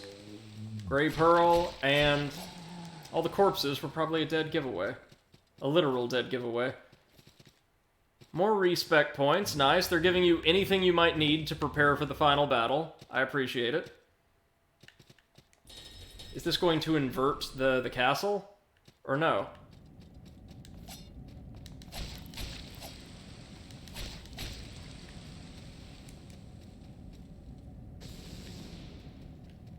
Gonna open up a way back to the Alchemansary?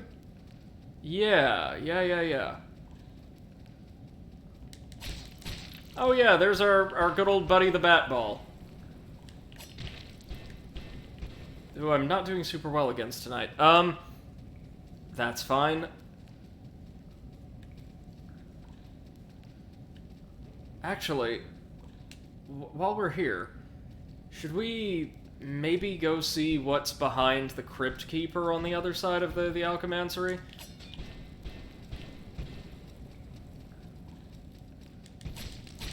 If we can easily reach that area from here. What cute little terrors those are. Pardon me, sir. Already killed several of you, now I'm just on a fact-finding mission.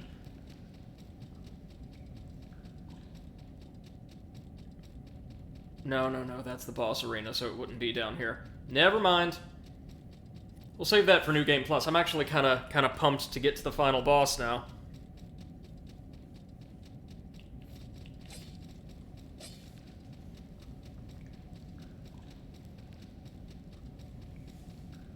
Now, just going out on a limb here.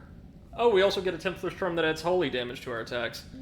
This might be good for the final boss, but no, we want two types of elemental damage. Probably a greater chance they'll be weak to lightning than to fire. Because I believe, not that we ever took advantage of it, really, but the Kraken are weaker to lightning than they are to fire. Far weaker.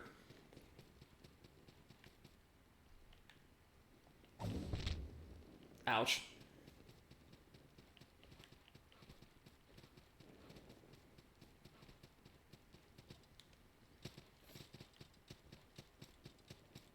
So perhaps this is a shortcut and we're meant to drop down inside the sanctum.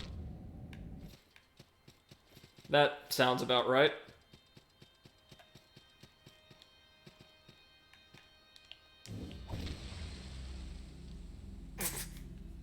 I can't even be mad about that. That's just funny. That one's just funny. You know, late night, I'm getting sloppy. It happens.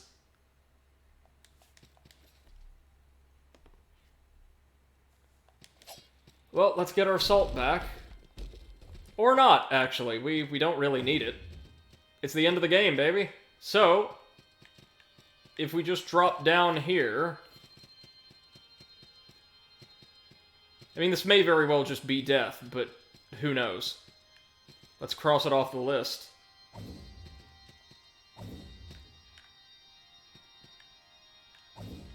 Well, it's not, but we have to make effectively a blind jump. Okay.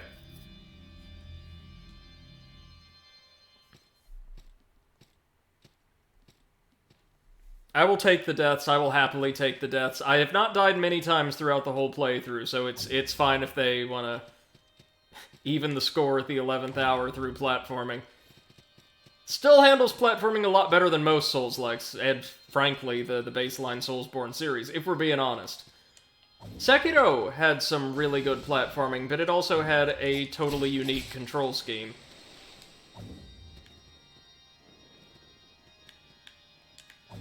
Really? Okay. Murph says you can actually see a black platform from the bottom right. Barely. Yeah, it's the color scheme of the area that's throwing me off. But that is the end. I know for a fact this area is very short. I love the visuals, so I mean I'm okay with it throwing me off. Like this is very striking for your final area.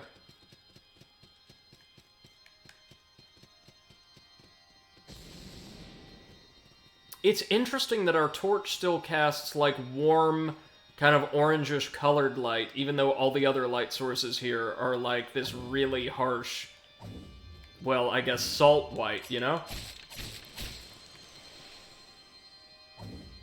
There we go. There we go. Mm-hmm. Nice.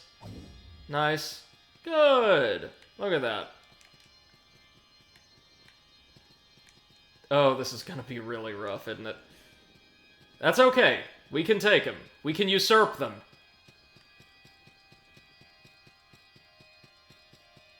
Given that the entire area is inverted, I'm honestly super surprised.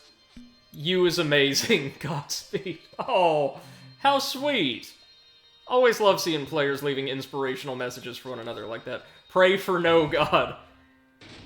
Well, no. No, we're going to be the god now. Oh, what a design.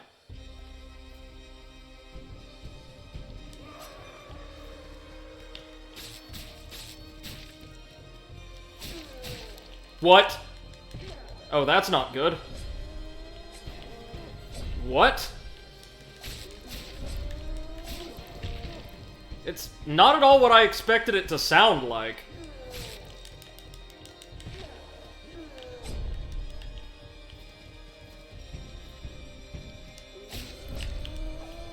Oh, Lord.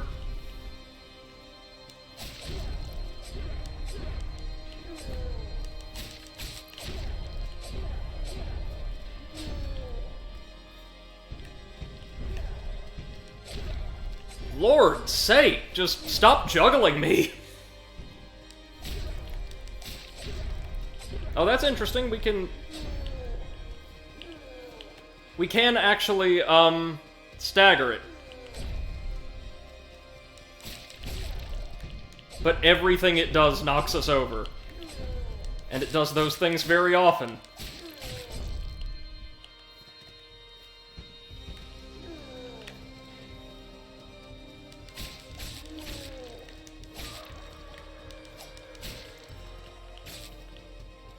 Yeah, it's not like... These do not sound like war cries. It sounds like it's in pain. Oh, God.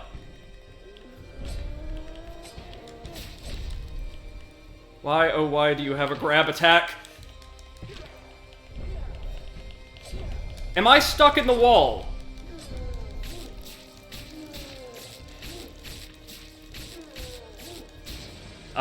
Well, that's an unconventional victory, but a victory nonetheless, from being stuck in the wall.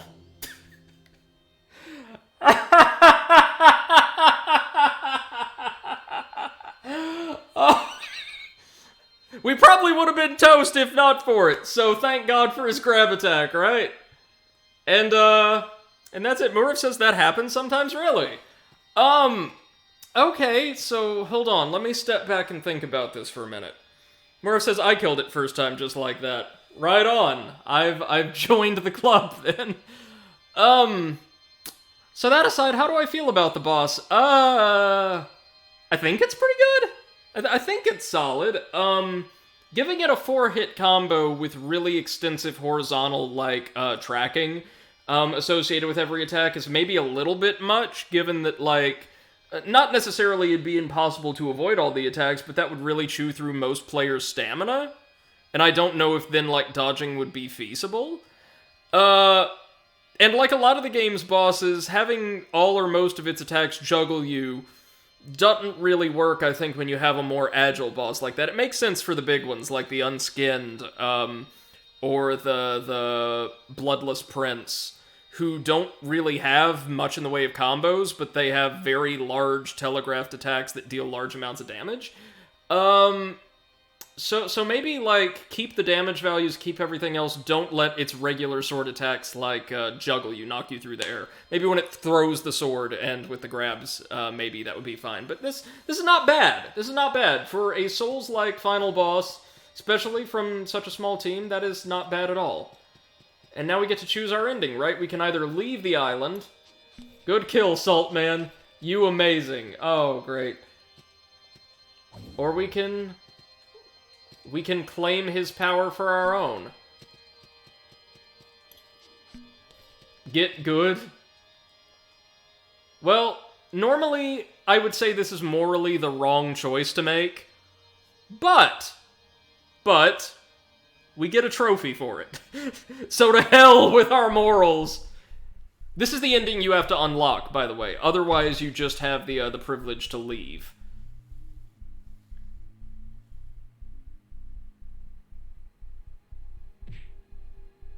Yeah, that'll do.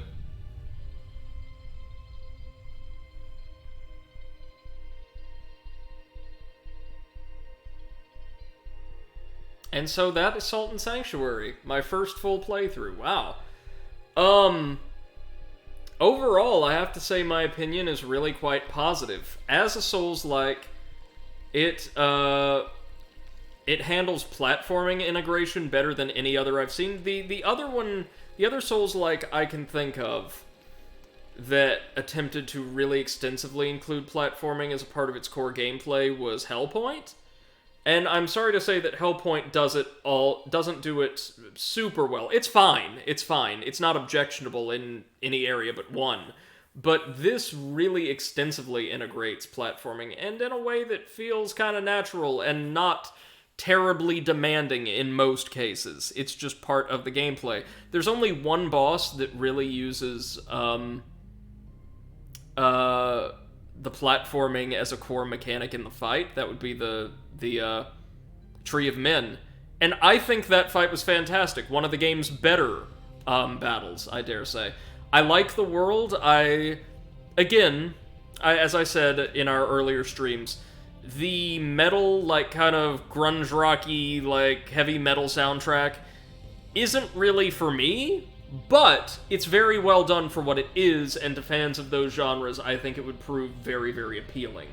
The incredible variety of customization afforded players in this game. So many weapons, so many different ways to refine or transform your weapons, so many different spells and invocations and prayers for magic builds, so many rings and armor sets you could find, is really staggering. Again, when you consider this game was made chiefly by 2 people with, as we can see, a couple support teams. Oh, Vadividya's included in the credits. That's really cool. Thanks, y'all. Special shout out to the Silvas. They've done incredible work. Eclipse says, yeah, I'll definitely pick this up at some point. You should, man. You should. And you should do, like, a level 1 run. It's good stuff. It's admirable stuff. They built a beautiful, deep world. And, actually integrated factions, right? Different playable factions. Covenant style. Into the core gameplay and into the core narrative in a way that, like, the Dark Souls trilogy just doesn't. I think it's so cool that depending on what faction you ally yourself with, what faction you play as, not only do, like, the aesthetics of your healing items and maybe your buffs change. But the mechanics change entirely. What is available to you, how it can affect your build changes entirely. Like, if we were playing as the atheistic Iron Creed, I think we would get access to, I want to say it's fire much earlier on, and if we were playing aligned with the 3, we would gain access to lightning much earlier on, or vice versa. And we would actually have those buffs present with us throughout the entire game. And the quarries we'd have to kill to deepen our devotion would change entirely. That's why every mob had custom drops, because different covenants ask for different things from different enemies. It's so cool. There's so much replay value here. There's so much merit to replaying the game. So many ways to customize your character, and a great world to lose yourself in. Even though it's not the longest game in the world, it respects its audience's time and attention. It doesn't do what so many other kind of first-run Souls-likes have done that I've criticized in the past, where you have just a handful of bosses in these massive, sprawling areas that at times become overdone or redundant. And Muaref asks, so you're going to play Salt and Sacrifice in the future? I think it'll be out in February or something like that. Yeah, man, absolutely. Absolutely. I'm going to be playing Elden Ring, provided I can get my hands on a PS5 between now and then. But I will definitely be checking out Salt and Sacrifice. And I encourage all of you guys to check out Ska Studios and their backlog if you haven't yet. Before this, they made a variety of really, really solid side-scrolling beat-em-up titles that were quite well-received by critics. So I think that's going to do it for us for this evening, friends, as I have to go grab myself some dinner. But thank you all so much to anybody who's joined me live here on Twitch. You've been a wonderful audience. And special thanks to anybody catching this after the fact as a VOD on YouTube. It's been a pleasure. I've loved playing this game and sharing it with all of you. Next up will be a special project from our backlog. I have something in mind. We're going to get into it over the next couple of days. I hope you'll join us for something a little different. We're not going to be playing a Souls-like next. Instead, something that that has been on my mind for a while, and I'd like to play through for the full second time with all of you. Thanks, and have a wonderful rest of